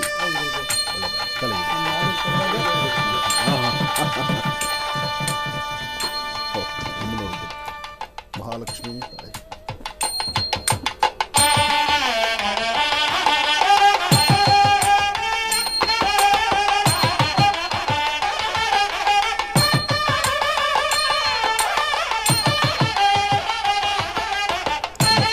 ತುಂಬ ಚೆನ್ನಾಗಿರುತ್ತೆ. ಒಟ್ಟು ವಿಜಯ್ ಏನು ಮಾಡಿದ್ರು ಏನೋ ಒಂದು ನೆನಪು ಉಳಿಬೇಕು, ಅದನ್ನೇ ಮಾಡ್ತಾರೆ. ನೀವು ಮಾತಾಡಿ. ನಾಡಿನ ಜನತೆಗೆ ಉಗಾದಿ ಹಬ್ಬದ ಶುಭಾಶಯಗಳು. ವಿಶೇಷವಾಗಿ ಮಾಲೂರು ತಾಲೂಕಿನ ಜನತೆಗೂ ಸಹ ಉಗಾದಿ ಹಬ್ಬದ ಶುಭಾಶಯಗಳನ್ನು ತಿಳಿಸುತ್ತಾ, ಮೊನ್ನೆ ನಡೆದಂಥ ಮಹಾಲಕ್ಷ್ಮಿ ಕಾರ್ಯಕ್ರಮಕ್ಕೆ ಆನಂದ್ ಗುರೂಜಿಯವರು ಬಂದು ತಾವು ನಡೆಸ್ಕೊಟ್ಟಿದ್ದಕ್ಕೆ ತುಂಬಾ ಖುಷಿಯಾಗಿದೆ ಗುರೂಜಿ. ಹಾಗಾಗಿ ಇವತ್ತು ಮಾಲೂರು ಪರವಾಗಿ ಈ ಒಂದು ಪ್ರಸಾದನ ತಮಗೆ ತಲುಪಿಸ್ಬಿಟ್ಟು ಹೋಗೋಣ ಅಂತೇಳಿ ಬಂದು ತಮ್ಮ ಒಂದು ಆಶೀರ್ವಾದ ಪಡ್ಕೊಳ್ಳೋಕೆ ಬಂದಿದ್ವಿ. ಎಲ್ಲ ಮಾಲೂರು ತಾಲೂಕಿನ ಜನರು ಕೂಡ ಮೊನ್ನೆ ಹೆಚ್ಚಾಗಿ ಸುಮಾರು 20-25 ಸಾವಿರಕ್ಕಿಂತ ಹೆಚ್ಚು ಜನ ಬಂದು ಭಾಗವಹಿಸಿ ಆ ಒಂದು ಪೂಜೆ ಕಾರ್ಯಕ್ರಮಕ್ಕೆ ಬಂದು ಭಾಗವಹಿಸಿ ತುಂಬಾ ಖುಷಿಯಾಗಿದೆ ಗುರೂಜಿ. ಹಾಗಾಗಿ ನಮ್ಮ ಮಾಲೂರು ತಾಲೂಕಿನ ಜನತೆಗೆ ಎಲ್ರಿಗೂ ಒಳ್ಳೆಯದಾಗಬೇಕು, ಎಲ್ಲ ಪ್ರತಿಯೊಂದು ಕುಟುಂಬಕ್ಕೂ ಸಹ ಒಳ್ಳೆಯದಾಗಬೇಕು ಅಂತ ಈ ಒಂದು ಪೂಜೆ ಕಾರ್ಯಕ್ರಮವನ್ನು ಹಮ್ಮಿಕೊಂಡಿದ್ರಿ. ಆ ಒಂದು ಪೂಜೆ ಕಾರ್ಯಕ್ರಮ ನೆರವೇರಿದ್ದು ನೋಡಿದ್ರೆ ಭಾಳಷ್ಟು ಖುಷಿಯಾಗುತ್ತೆ. ನಮಗೆ ಭಯನೂ ಆಗ್ತಾಯಿತ್ತು, ಮಳೆ ಬರುತ್ತೆ ಏನಾಗುತ್ತೋ, ತಾಯಂದ್ರೆಲ್ಲ ಗ್ರಾಮಗಳಿಂದ ಬರ್ತಾರೆ, ಮಳೆ ಬಂದರೆ ಯಾವ ರೀತಿ ಕಾರ್ಯಕ್ರಮ ಮಾಡೋದು ಅಂತ ಆತಂಕ ಇತ್ತು. ಆದರೆ ಆ ತಾಯಿ ಮಾಲೂರು ಮಾರಕಮ್ಮ ತಾಯಿ ಮಹಾಲಕ್ಷ್ಮಿ ತಾಯಿ ಬಂದು ಅಲ್ಲಿ ಕಾರ್ಯಕ್ರಮ ನಡೆಸ್ಕೊಟ್ರು ಅಂತಲೇ ಹೇಳ್ಬೋದು ಗುರೂಜಿ. ಯಾಕಂದರೆ ಕಾರ್ಯಕ್ರಮ ಮುಗಿದು 1 ಸೆಕೆಂಡಿಗೆ ಮಳೆ ಬಂದಿರೋದು ನೋಡಿದ್ರೆ ತುಂಬ ಆಶ್ಚರ್ಯ ಆಯಿತು ನಮಗೆ. ಹಾಗಾಗಿ ನಿಜಕ್ಕೂ ಅದೊಂದು ಅದ್ಭುತವಾದ ಕಾರ್ಯಕ್ರಮ ಅಂತ ಹೇಳ್ಬೋದು. ತಮ್ಮ ಒಂದು ಅನುಗ್ರಹದಿಂದ ಈ ಒಂದು ಕಾರ್ಯಕ್ರಮ ಚೆಂದಾಗಿ ನೆರವೇರಿಸ್ಕೊಟ್ರಿ ಗುರುಗಳೇ. ಹಾಗಾಗಿ ನಮ್ಮ ಎಲ್ಲ ಮಾಲೂರು ಪರವಾಗಿ, ಜನರ ಪರವಾಗಿ ತಮಗೂ ಧನ್ಯವಾದಗಳನ್ನು ಅರ್ಪಿಸ್ತೀನಿ ಗುರೂಜಿ. ನಮಸ್ಕಾರ. ತುಂಬ ಸಂತೋಷ, ಒಳ್ಳೆಯದಾಗಲಿ. ನೀವು ಭಾಳ ಸ್ಪೀಡಾಗಿ ಮಾತಾಡಿದಿರಿ. ಬೇವು ಬೆಲ್ಲ ನಾವು ನಿಮಗೂ ಕೊಡಬೇಕು. ಇಟ್ಕೊಳಪ್ಪ ಇದನ್ನು ಮಹಾಲಕ್ಷ್ಮಿ. ಒಳ್ಳೆಯದಾಗಲಿ. ನಿಮ್ಮ ಜೀವನದಲ್ಲಿ ಹಾಕುವ ಪ್ರತಿ ಹೆಜ್ಜೆ ಒಳ್ಳೆಯ ಯಶಸ್ಸಾಗಿರಲಿ. ಬೇವು ಬೆಲ್ಲವನ್ನು ತಿಂದು ಒಳ್ಳೆ ಮಾತಾಡು ಎಂಬತಕ್ಕಂಥ ನುಡಿಗೆ ಅರ್ಥಗರ್ಭಿತವಾಗಿದೆ.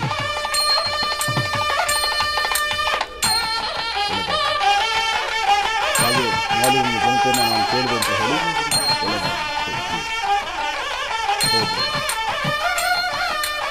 ಸುರೇಶ್ ಜಿ, ಇದು ಅಲ್ಲ ಸುರೇಶ್, ಒಳ್ಳೆಯದಾಗಲಿ. ತಮ್ಮೆಲ್ಲರಿಗೂ ಯುಗಾದಿ ಹಬ್ಬದ ಶುಭಾಶಯ ತಿಳಿಸ್ತಾ ಕಾರ್ಯಕ್ರಮಕ್ಕೆ ಆಗಮಿಸೋದಕ್ಕಾಗಿ ಹೃತ್ಪೂರ್ವಕ ಧನ್ಯವಾದಗಳು.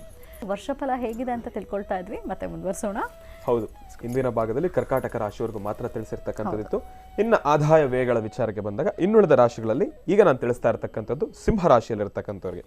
ಸಿಂಹ ರಾಶಿಯಲ್ಲಿರ್ತಕ್ಕಂಥವ್ರಿಗೆ ಬಹಳ ಸೂಪರ್ ಒಳ್ಳೆ ಸ್ಟಾರೇ ಅಂತ ಹೇಳ್ಬೋದು. ಯಾಕೆಂದ್ರೆ ಸಿಂಹ ರಾಶಿಯಲ್ಲಿರ್ತಕ್ಕಂಥವ್ರಿಗೆ ಆದಾಯ 14, ಆದರೆ ವ್ಯಯ ಬರೀ 2. ಸಂಪಾದನೆ 14% ಅಷ್ಟು ಮಾಡ್ತೀರಿ, ಖರ್ಚು ಮಾತ್ರ 2%. ಒಳ್ಳೆ ಬ್ಯಾಂಕ್ ಬ್ಯಾಲೆನ್ಸ್ ಅನ್ನೇ ಮೇಂಟೈನ್ ಮಾಡ್ತೀರಿ ಈ ವರ್ಷ. ಬಹಳ ಸಂತೋಷ, ಒಳ್ಳೇದಾಗಲಿ.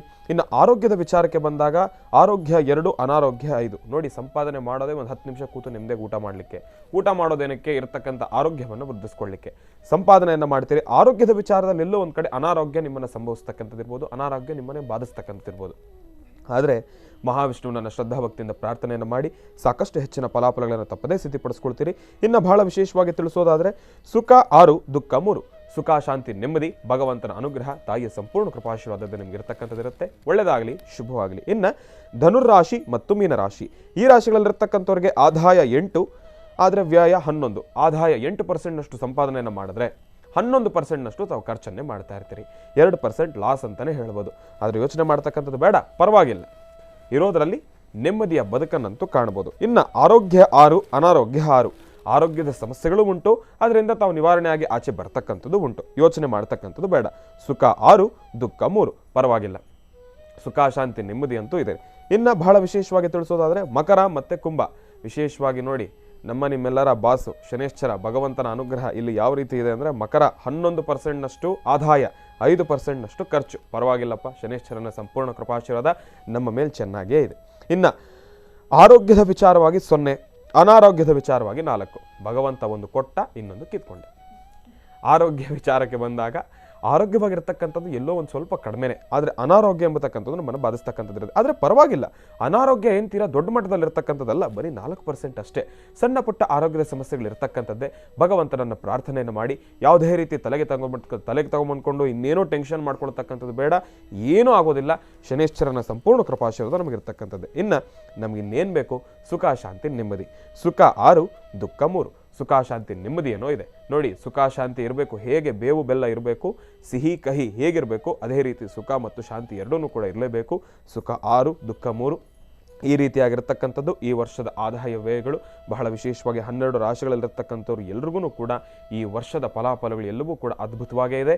ಭಗವಂತನ ಸಂಪೂರ್ಣ ಕೃಪಾಶೀರ್ವಾದ ನಿಮ್ಮೆಲ್ಲರಿಗೂ ಕೂಡ ಸಿಗಲಿ ಅಂತ ನಾನು ಕೂಡ ಭಗವಂತನಲ್ಲಿ ಪ್ರಾರ್ಥನೆಯನ್ನು ಮಾಡ್ತೇನೆ. ಒಳ್ಳೆಯದಾಗಲಿ, ಶುಭವಾಗಲಿ. ನಮಃ ಸೂರ್ಯಾಯ ಚಂದ್ರಾಯ ಮಂಗಳಾಯ ಬುಧಾಯ ಚ ಗುರು ಶುಕ್ರ ಶನಿಭ್ಯಶ್ಚ ರಾಹವೇ ಕೇತವೇ ನಮಃ. ಆದಿತ್ಯಾದಿ ನವಗ್ರಹಗಳನ್ನು ಪ್ರಾರ್ಥನೆ ಮಾಡಿ ವರ್ಷದ ಪ್ರಾರಂಭ ಯುಗಾದಿ, ಯುಗದ ಆದಿ ಯುಗಾದಿ. ಈ ಯುಗಾದಿಯ ವರ್ಷಫಲ ಅನ್ನೋದಕ್ಕಿಂತ ಇವತ್ತಿನ ಫಲವನ್ನೇ ತಿಳ್ಕೊಳ್ಳೋಣ. ನಾಳೆ ವರ್ಷಫಲದ ಬಗ್ಗೆ ಸಂಪೂರ್ಣ ಮಾಹಿತಿಯನ್ನು ನಾನು ನಿಮಗೆ ಕೊಡ್ತೇನೆ. ಅಂದರೆ ವರ್ಷಫಲನ್ನು ತಿಳ್ಕೊಳ್ಬೇಕಾದಂತಹ ವಿಚಾರ. ವರ್ಷಫಲ ಅಂದ್ರೇನು? ಪ್ರತಿ ಮಾಸಗಳಲ್ಲಿ ಬರ್ತಕ್ಕಂಥದ್ದು, ಪ್ರತಿ ತಿಂಗಳ ಭವಿಷ್ಯ ಹೇಗಿದೆ ಅಂತ. ಜನವರಿ ಹೇಗೆ, ಫೆಬ್ರವರಿ ಹೇಗೆ, ಮಾರ್ಚ್ ಹೇಗೆ, ಈ ಥರ ಬರುವಂಥದ್ದು ವರ್ಷಫಲ ಆಗುತ್ತೆ. ಆದರೆ ಇವತ್ತಿನ ಫಲವನ್ನು ನಾವು ತಿಳ್ಕೊಳ್ಬೇಕಾಗಿದೆ. ಇವತ್ತಿನ ಫಲವನ್ನು ತಿಳ್ಕೊಳ್ಳುವಂತಹ ಕಾಲ ಸನ್ನಿಹಿತವಾಗಿದೆ. ಇವತ್ತಿನ ಪಂಚಾಂಗ ಶ್ರವಣ ಆಗಿದೆ. ಹಾಗೆ ಆಯವ್ಯಯಗಳು ಮತ್ತು ಲಾಭ ನಷ್ಟಗಳ ಬಗ್ಗೆ ತಿಳ್ಕೊಂಡಿದ್ದಾಗಿದೆ. ಅದ್ಭುತವಾದಂತಹ ವಿಶೇಷವಾಗಿರ್ತಕ್ಕಂತಹ ಯುಗಾದಿಯ ಈ ಶುಭ ದಿನ ತಮ್ಮೆಲ್ಲರಿಗೂ ಶುಭವನ್ನೇ ಉಂಟು ಮಾಡಲಿ. ಮೊದಲನೇದಾದಂತಹದ್ದು ಮೇಷರಾಶಿ.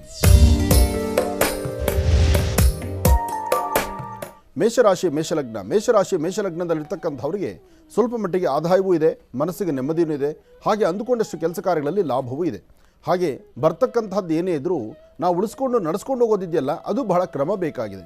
ಹಾಗೆ ಗುರು ಹಿರಿಯರ ಒಂದು ಆಶೀರ್ವಾದ ಪಡೆದು ಹೆಚ್ಚಿನ ಫಲಾಫಲಗಳನ್ನು ಸಿದ್ಧಿಪಡಿಸ್ಕೊಳ್ತಕ್ಕಂಥ ಅದೃಷ್ಟ ಫಲ ನಿಮ್ಮದಾದ್ರಿಂದ ಯಾವುದಕ್ಕೂ ಅಂಜಬೇಕಾದ್ದಿಲ್ಲ. ಆದರೆ ಸರಿಸುಮಾರು ಮಧ್ಯಾಹ್ನ 11:40 2 ಗಂಟೆ 15 ನಿಮಿಷದವರೆಗೂ 11:40ರಿಂದ 2:15 ಮಧ್ಯದಲ್ಲಿ ಸ್ವಲ್ಪ ಮಟ್ಟಿಗೆ ಎಚ್ಚರಿಕೆ ಬೇಕು, ಜವಾಬ್ದಾರಿ ಬೇಕು.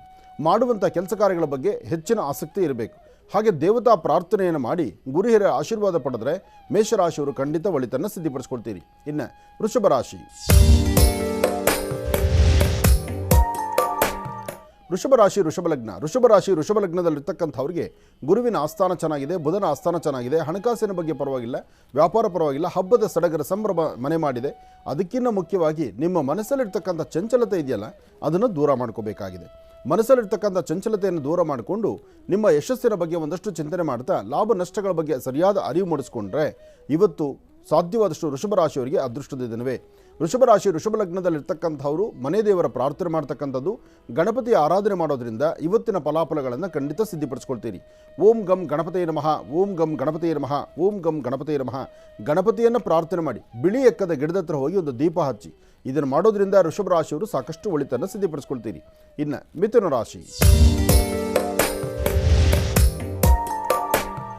ರಾಶಿ ಮಿಥುನ ಲಗ್ನದಲ್ಲಿರ್ತಕ್ಕಂಥವ್ರಿಗೆ ಹಣಕಾಸಿನ ವಿಚಾರ ಆಗಲಿ, ವ್ಯಾಪಾರ ಆಗಲಿ, ವ್ಯವಹಾರಗಳಾಗಲಿ, ಕೆಲಸ ಕಾರ್ಯಗಳಾಗಲಿ ಎಲ್ಲ ಕಡೆಯಿಂದಲೂ ಏನೋ ಒಂಥರ ಮಂದಗತಿಯಲ್ಲಿ ಸಾಗುವಂಥದ್ದು, ಹಬ್ಬದ ಸಡಗರ ಆಗಲಿ, ಹಬ್ಬದ ಸಂಭ್ರಮ ಆಗಲಿ, ಅಥವಾ ಏನೋ ಒಂದು ಸಾಧನೆ ಮಾಡಬೇಕು, ಸಾಧಿಸಬೇಕು, ಅದರಿಂದ ಇದೇನು ಲಾಭ ಕಾಣಬೇಕು, ಯಾವುದೂ ನೀವು ಅಂದುಕೊಂಡಷ್ಟು ಮಟ್ಟಿಗೆ ಲಾಭ ಸಿಗ್ತಕ್ಕಂಥದ್ದಲ್ಲ. ಆದರೆ ಸಣ್ಣ ಸಣ್ಣ ವಿಚಾರಕ್ಕೂ ಸಹಿತ ಮೂಗಿನ ತುದಿಯಲ್ಲಿ ಕೋಪ ಮಾಡ್ಕೊಳ್ತೀರಲ್ಲ, ಅದನ್ನು ಕಡಿಮೆ ಮಾಡ್ಕೊಳ್ಳಿ. ಕುಟುಂಬದವರ ಮುಂದೆಗೆ ನೀವು ಅನ್ಯೋನ್ಯವಾಗಿರ್ತಕ್ಕಂಥದ್ದು, ಸಂತೋಷದಿಂದ ಇರ್ತಕ್ಕಂಥದ್ದು, ಭಗವಂತ ಕೊಟ್ಟದರಲ್ಲೇ ತೃಪ್ತರಾಗಿರ್ತಕ್ಕಂಥದ್ದು. ಏನೋ ಒಂದು ಸಾಧನೆ ಮಾಡಬೇಕು ಅಂತ ಹೊರಟಾಗ ಒಂದಷ್ಟು ಅಸಮಾಧಾನ ಆಗೋದು ಸತ್ಯವೇ, ಆದರೆ ಅಲ್ಲಿ ಎಚ್ಚರಿಕೆ ಬಹಳ ಬೇಕಾಗಿರ್ತಕ್ಕಂಥದ್ದು. ಹಾಗೆ ತಾಯಿ ದುರ್ಗೆಯನ್ನು ಆರಾಧನೆ ಮಾಡಿ, ದುರ್ಗಾದೇವಿಯನ್ನು ಪ್ರಾರ್ಥನೆ ಮಾಡೋದ್ರಿಂದ ಮಿಥುನ ರಾಶಿಯಲ್ಲಿರ್ತಕ್ಕಂಥವರು ಹೆಚ್ಚಿನ ಲಾಭವನ್ನು ಗಳಿಸ್ತೀರಿ. ಓಂ ದುಂ ದುರ್ಗಾಯೇ ನಮಃ, ಓಂ ದುಂ ದುರ್ಗಾಯೇ ನಮಃ, ಓಂ ದುಂ ದುರ್ಗಾಯೇ ನಮಃ. ಹೀಗೆ ತಾಯಿ ದುರ್ಗಾಪರಮೇಶ್ವರಿಯನ್ನು ಪ್ರಾರ್ಥನೆ ಮಾಡಿ ಇಷ್ಟಾರ್ಥವನ್ನು ಸಿದ್ಧಿಪಡಿಸ್ಕೊಳ್ತೀರಿ. ಒಳ್ಳೆಯದಾಗಲಿ, ಶುಭವಾಗಲಿ. ಇನ್ನು ಕರ್ಕಾಟಕ ರಾಶಿ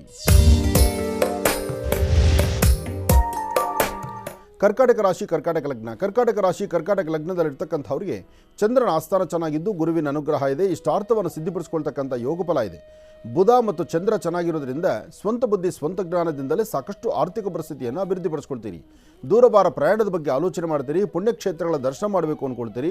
ಒಂದಷ್ಟು ಗೊತ್ತಿಲ್ಲದಂಥ ರೀತಿಯಲ್ಲಿ ಒಂದಿಷ್ಟು ಬರುವಂಥ ಹಣನೋ ಅಥವಾ ಒಂದಿಷ್ಟು ಆಸ್ತಿ ಅಂತಸ್ತು ಅಥವಾ ಯಾವುದಾದ್ರು ಕಾಗದ ಪತ್ರಗಳ ಬಗ್ಗೆ ಒಂದಷ್ಟು ಚಿಂತನೆನೋ, ಎಲ್ಲ ಕಡೆಯಿಂದಲೂ ಲಾಭವನ್ನು ಗಳಿಸುವಂಥ ಅದೃಷ್ಟ ಇರತಕ್ಕಂಥ ದಿನ. ಆದರೆ ಸಣ್ಣ ಸಣ್ಣ ವಿಚಾರಕ್ಕೂ ಸಹಿತ ಸ್ವಲ್ಪ ಮನಸ್ಸಿಗೆ ಅಸಮಾಧಾನ ಮಾಡಿಕೊಳ್ಳುವಂಥ ಪರಿಸ್ಥಿತಿ ಎದುರಾಗೋದ್ರಿಂದ ಸ್ವಲ್ಪ ಜೋಪಾನ. ನೀವು ಮಾಡುವ ಕಾಯಕದಲ್ಲಿ ಏನಾದರೂ ಒಂದಿಷ್ಟು ಲಾಭವನ್ನು ಗಳಿಸಬೇಕಾದ್ರೆ ಒಂದು ಆಲೋಚನೆ ಮಾಡಿ. ಇವತ್ತು ನಿಮ್ಮ ಮನೆ ದೇವರ ಪ್ರಾರ್ಥನೆ ಬಹಳ ಮುಖ್ಯವಾಗಿರ್ತಕ್ಕಂಥದ್ದು.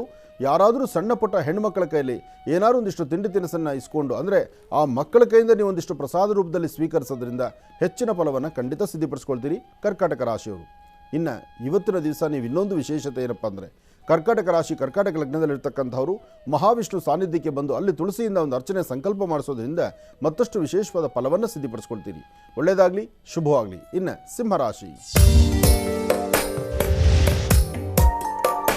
ಸಿಂಹರಾಶಿ ಸಿಂಹಲಗ್ನದಲ್ಲಿರ್ತಕ್ಕಂಥವ್ರಿಗೆ ಬುಧ ಮತ್ತು ಚಂದ್ರ ಇರ್ತಕ್ಕಂಥ ಆಸ್ಥಾನ, ಗುರು ಮತ್ತು ಶುಕ್ರ ಇರ್ತಕ್ಕಂಥ ಆಸ್ಥಾನ ಚೆನ್ನಾಗಿದೆ.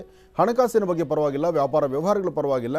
ಆದರೂ ವರ್ಷದ ಪ್ರಾರಂಭದಲ್ಲಿರ್ತಕ್ಕಂಥ ಈ ಶುಭ ದಿನ ಸಿಂಹರಾಶಿಯವರು ನಿಮ್ಮ ನಡವಳಿಕೆಗಳು, ನೀವು ಮಾಡುವ ಕೆಲಸ, ನಿಮ್ಮ ಯಶಸ್ಸಿನ ಹಾದಿ ಎಲ್ಲವೂ ಸಹಿತ ಅದ್ಭುತಕರವಾಗಿರ್ತಕ್ಕಂಥದ್ದು. ಮನೆ ದೇವರ ಪ್ರಾರ್ಥನೆ ಮಾಡಿ, ಗುರು ಹಿರಿಯರ ಆಶೀರ್ವಾದ ಪಡೆಯಿರಿ. ಸಾಧ್ಯವಾದರೆ ಒಂದಷ್ಟು ಗೋಕ್ಷೀರವನ್ನು ವಿಷ್ಣು ಆಲಯಕ್ಕೆ ಕೊಟ್ಟೊಂದು ಪ್ರಾರ್ಥನೆ ಮಾಡಿ. ಹೀಗೆ ನಡೆಸೋದ್ರಿಂದ ಹೆಚ್ಚಿನ ಫಲಾಫಲಗಳನ್ನು ಖಂಡಿತ ಸಿದ್ಧಿಪಡಿಸ್ಕೊಳ್ತೀರಿ. ಏನೇ ಮಾಡಬೇಕಾದ್ರೂ, ಯಾವುದೇ ಕಾಯಕವಾದರೂ ಅದನ್ನು ಅರ್ಥೈಸಿಕೊಂಡು ನಡೆಸಿದ್ರೆ ಅದರ ಫಲಗಳು ಸಾಕಷ್ಟು. ಒಳ್ಳೆಯದಾಗಲಿ, ಶುಭವಾಗಲಿ. ಕನ್ಯಾ ರಾಶಿ ಖಂಡಿತಮ್ಮ. ಇನ್ನು ಕನ್ಯಾ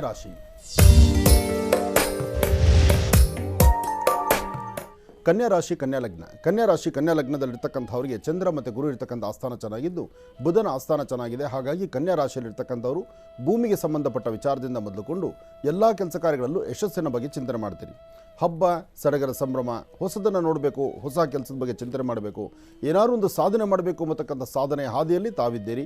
ಹಾಗೆ ಗುರು ಹಿರಿಯರ ಆಶೀರ್ವಾದ ಪಡೆದು ಎಲ್ಲರೊಂದಿಗೆ ಹಸನ್ಮುಖಿತನ, ನಗುಮುಖದಿಂದ ತಾವಿದ್ದರೆ ಹೆಚ್ಚಿನ ಫಲವನ್ನು ಕನ್ಯಾ ರಾಶಿಯವರು ಸಿದ್ಧಿಪಡಿಸ್ಕೊಳ್ತೀರಿ.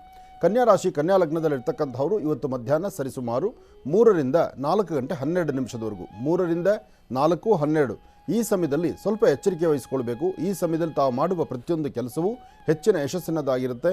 ಹಾಗೆ ಭಗವತಿಯ ಅನುಗ್ರಹವನ್ನು ಪಡೆಯಬಹುದು. ಇವತ್ತಿನ ದಿವಸ ಸಂಧ್ಯಾಕಾಲ ಅಂದರೆ ಸಂಜೆ ಒಂದು 6 ಗಂಟೆ ಅಷ್ಟೊತ್ತಿಗೆ ಒಂದು ಗೋವನ್ನು ಪ್ರಾರ್ಥನೆ ಮಾಡ್ತಾ ಗೋಗ್ರಾಸ ಕೊಟ್ಟು ನಮಸ್ಕಾರ ಮಾಡೋದ್ರಿಂದ ಮತ್ತಷ್ಟು ವಿಶೇಷವಾದ ಫಲವನ್ನೇ ಸಿದ್ಧಿಪಡಿಸ್ಕೊಳ್ತೀರಿ. ಇನ್ನು ತುಲಾರಾಶಿ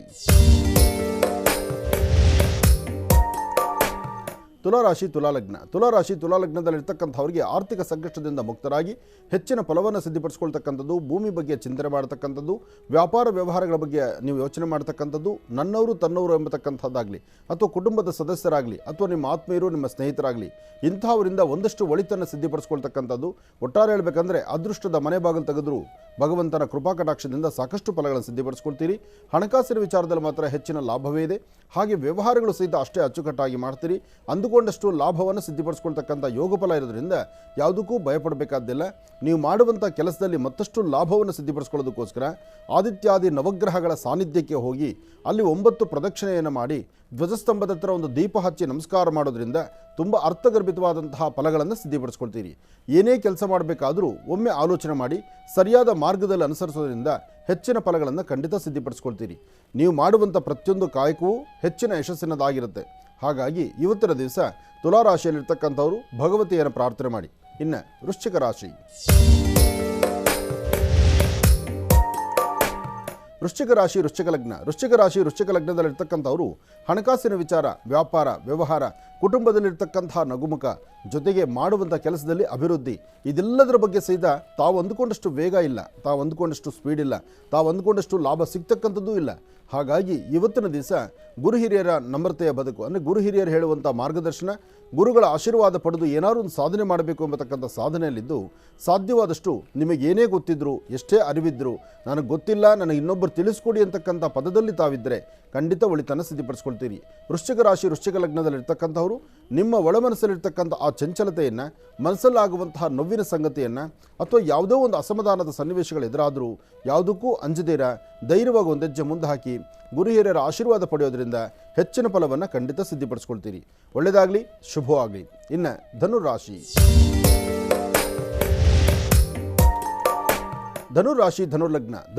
ಧನುರ್ಲಗ್ನದಲ್ಲಿರ್ತಕ್ಕಂಥವರಿಗೆ ಚಂದ್ರ ಮತ್ತು ಬುಧ ಇರ್ತಕ್ಕಂಥ ಆಸ್ಥಾನ, ಗುರು ಮತ್ತು ಶುಕ್ರ ಇರ್ತಕ್ಕಂಥ ಆಸ್ಥಾನ ಚೆನ್ನಾಗಿದೆ. ಹಾಗಾಗಿ ಹಣಕಾಸಿನ ಬಗ್ಗೆ ಪರವಾಗಿಲ್ಲ, ವ್ಯಾಪಾರ ವ್ಯವಹಾರ ಪರವಾಗಿಲ್ಲ, ಹೊಸದಾಗಿ ಮಾಡುವಂಥ ಕೆಲಸಗಳಲ್ಲಿ ಲಾಭ ಇದೆ.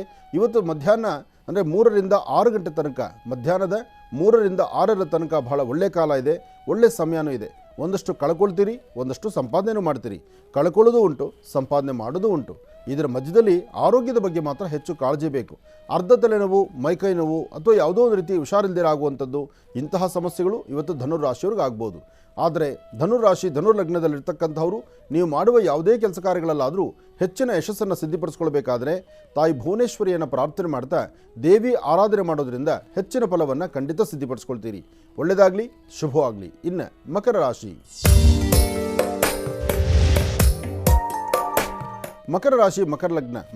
ಮಕರ ಲಗ್ನದಲ್ಲಿರ್ತಕ್ಕಂಥವ್ರಿಗೆ ಬುಧನ ಆಸ್ಥಾನ ಚೆನ್ನಾಗಿದ್ದು ಗುರುವಿನ ಅನುಗ್ರಹ ಇದೆ. ಇಷ್ಟಾರ್ಥವನ್ನು ಸಿದ್ಧಿಪಡಿಸ್ಕೊಳ್ತಕ್ಕಂಥ ಯೋಗ ಫಲ ಇದೆ. ಯಾವುದೇ ಕೆಲಸ ಕಾರ್ಯಗಳಾದರೂ ನೆಮ್ಮದಿಯುತವಾಗಿ ಯಾವುದನ್ನಾದರೂ ಜವಾಬ್ದಾರಿತಂಥ ಸ್ಥಾನದಲ್ಲಿ ನಿಂತು ನೀವು ನಡೆಸಿದ್ರೆ ಅದರ ಫಲಗಳು ಸಾಕಷ್ಟು. ಆದರೆ ಬೇಡದ ವಿಚಾರಗಳ ಬಗ್ಗೆ ತಲೆ ಕೆಡಿಸ್ಕೊಳ್ತೀರಿ. ಸಣ್ಣ ಸಣ್ಣ ವಿಚಾರದ ಬಗ್ಗೆ ಆಲೋಚನೆ ಮಾಡೋದನ್ನು ಬಿಡ್ತೀರಿ. ಏನೇನು ಮಾಡಬೇಕಾದರೂ ಅರ್ಥಪೂರ್ಣವಾಗಿ ಆಲೋಚನೆ ಮಾಡಿದ್ರೆ ಅದರ ಫಲಗಳು ಸಾಕಷ್ಟು ಆಗುತ್ತೆ. ಇವತ್ತು ತಾಯಿ ದುರ್ಗೆಯನ್ನು ಪ್ರಾರ್ಥನೆ ಮಾಡಿ ದುರ್ಗಾ ದೀಪ ನಮಸ್ಕಾರ, ದುರ್ಗಾರಾಧನೆ ಅಥವಾ ದುರ್ಗಾದೇವಿಯ ಆಸ್ಥಾನಕ್ಕೆ ಹೋಗಿ ಬರ್ತಕ್ಕಂಥದ್ದು, ಅಥವಾ ಸಣ್ಣ ಪುಟ್ಟ ಮಕ್ಕಳಿಗೆ ನವದುರ್ಗೆಯರ ಮನಸ್ಸಲ್ಲಿ ಪ್ರಾರ್ಥನೆ ಮಾಡಿ ಮಕ್ಕಳಿಗೊಂದಿಷ್ಟು ತಿಂಡಿ ತಿನಿಸನ್ನು ಕೊಡ್ತಕ್ಕಂಥದ್ದು, ಇಂತಹ ಕಾಯಕವನ್ನು ಮಾಡಿದ್ರೆ ಹೆಚ್ಚಿನ ಫಲವನ್ನು ಖಂಡಿತ ಸಿದ್ಧಿಪಡಿಸ್ಕೊಳ್ತೀರಿ. ಇನ್ನು ಕುಂಭರಾಶಿ.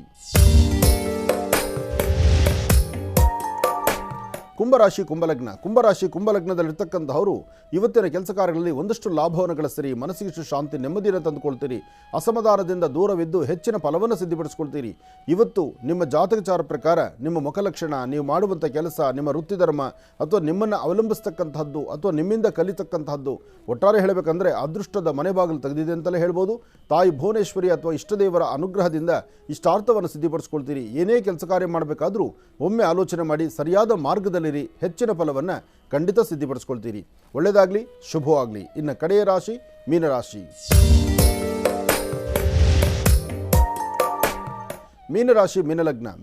ಮೀನಲಗ್ನದಲ್ಲಿರ್ತಕ್ಕಂಥವ್ರಿಗೆ ಚಂದ್ರ ಇರ್ತಕ್ಕಂಥ ಆಸ್ಥಾನ, ಬುಧ ಇರ್ತಕ್ಕಂಥ ಆಸ್ಥಾನ ಚೆನ್ನಾಗಿದೆ. ಚಂದ್ರ ಮತ್ತು ಬುಧನ ಆಸ್ಥಾನ ಚೆನ್ನಾಗಿರೋದ್ರಿಂದ ಹಣಕಾಸಿನ ವಿಚಾರ, ವ್ಯವಹಾರಗಳು, ಕೆಲಸ ಕಾರ್ಯಗಳು ಎಲ್ಲವೂ ಸಹಿತ ಲಾಭದಾಯಕವಾಗಿರ್ತಕ್ಕಂಥದ್ದೇ. ನೀವು ಮಾಡುವಂಥ ಪ್ರತಿಯೊಂದು ಕೆಲಸಗಳನ್ನು ಸಹಿತ ಅರ್ಥೈಸಿಕೊಂಡು ಮಾಡಿ ಏನಾದರೂ ಒಂದು ವೃತ್ತಿಯಲ್ಲಿರ್ತಕ್ಕಂಥವರು ಆದಷ್ಟು ಮನಸ್ಸಲ್ಲಿರ್ತಕ್ಕಂಥ ದ್ವಂದ್ವ ಚಿಂತನೆಗಳನ್ನು ದೂರ ಮಾಡಿಕೊಂಡು ಶಾಂತಿ ನೆಮ್ಮದಿಯನ್ನು ಸಿದ್ಧಿಪಡಿಸ್ಕೊಳ್ಳೋದ್ರಿಂದ ಸಾಕಷ್ಟು ಫಲಗಳಿದೆ. ಹಾಗೆ ಇವತ್ತು ನೀವು ಮಾಡಬೇಕಾಗಿರ್ತಕ್ಕಂಥದ್ದು ಲಕ್ಷ್ಮೀನಾರಾಯಣರನ್ನು ಪ್ರಾರ್ಥನೆ ಮಾಡಿ, ದುರ್ಗಾದೇವಿಯನ್ನು ಆರಾಧನೆ ಮಾಡಿ. ಸಾಧ್ಯವಾದರೆ ಇವತ್ತಿನ ದಿವಸ ದುರ್ಗಾ ದೀಪ ನಮಸ್ಕಾರ, ದೇವಿಯ ದರ್ಶನ, ಜೊತೆಗೆ ಕಂದು ಬಣ್ಣದ ಗೋಮಾತೆಗೆ ಏನಾದರೂ ಒಂದಿಷ್ಟು ಗೋಗ್ರಾಸವನ್ನು ಕೊಟ್ಟು ಪ್ರಾರ್ಥನೆ ಮಾಡ್ತಕ್ಕಂಥದ್ದು, ಇಂತಹ ಕಾಯಕದ ಕಡೆ ನೀವು ಚಿಂತನೆ ಮಾಡಿದ್ದೆ ಆದರೆ ಮತ್ತಷ್ಟು ಅರ್ಥಪೂರ್ಣವಾದಂತಹ ಬದುಕನ್ನು ಕಾಣ್ತೀರಿ. ಇವತ್ತು ರಾಶಿ ನಕ್ಷತ್ರಚಾರ ಪ್ರಕಾರ ಚಂದ್ರ ಮತ್ತು ಗುರು ಇರ್ತಕ್ಕಂಥ ಆಸ್ಥಾನ, ಬುಧ ಇರ್ತಕ್ಕಂಥ ಆಸ್ಥಾನ ಚೆನ್ನಾಗಿರೋದ್ರಿಂದ ಹಣಕಾಸಿನ ವಿಚಾರದಲ್ಲಿ ಹೆಚ್ಚು ಲಾಭವನ್ನೇ ಗಳಿಸ್ತೀರಿ. ಮಧ್ಯಾಹ್ನ ಸರಿಸುಮಾರು 12 ಗಂಟೆಯಿಂದ 1 ಗಂಟೆ 45 ನಿಮಿಷ, 12 ರಿಂದ 1:45 ಈ ಸಮಯದಲ್ಲಿ ತಾವು ಅಂದುಕೊಂಡಷ್ಟು ಮಟ್ಟಿಗೆ ಹೆಚ್ಚು ಲಾಭವನ್ನೇ ಸಿದ್ಧಿಪಡಿಸ್ಕೊಳ್ತೀರಿ. ಆದರೆ ಮಾಡುವ ಪ್ರತಿಯೊಂದು ಕಾಯಕವೂ ಅರ್ಥಪೂರ್ಣವಾಗಿರಬೇಕು. ಅರ್ಥಪೂರ್ಣವಾಗಿ ನಡೆಸುವಂಥ ಕಾಯಕದಲ್ಲಿ ಹೆಚ್ಚಿನ ಫಲಾಫಲಗಳನ್ನು ಸಿದ್ಧಿಪಡಿಸಿಕೊಳ್ಳುವಂತಹ ಅದೃಷ್ಟ ಯುಗಾದಿ ಎಂದು ಇವತ್ತಿನ ನಿಮ್ಮ ರಾಶಿಫಲದಲ್ಲಿದೆ. ಒಳ್ಳೆಯದಾಗಲಿ, ಶುಭವಾಗಲಿ. ಕಡೆಯ ಭಾಗದಲ್ಲಿ ವಿಶೇಷವಾದಂತಹ ಪೂಜಾನುಷ್ಠಾನವನ್ನು ಸಲ್ಲಿಸೋದು ಖಂಡಿತಮ್ಮ. ಭಗವತೀಂ ಶ್ರೀಂ ಲಲಿತಾಂ ರಾಜರಾಜೇಶ್ವರಿ. ಓಂ ಸರ್ವಮಂಗಳ ಮಾಂಗಲ್ಯೆ ಶಿವೆ ಸರ್ವಾರ್ಥ ಸಾಧಿಕೆ ಶರಣ್ಯೇ ತ್ರ್ಯಂಬಕೆ ಗೌರಿ ನಾರಾಯಣಿ ನಮೋಸ್ತುತೆ. ಯಾ ದೇವಿ ಸರ್ವಭೂತೇಷು ಮಾತೃರೂಪೇಣ ಸಂಸ್ಥಿತಾ. ನಮಸ್ತಸ್ಯೈ ನಮಸ್ತಸ್ಯೈ ನಮಸ್ತಸ್ಯೈ ನಮೋ ನಮಃ.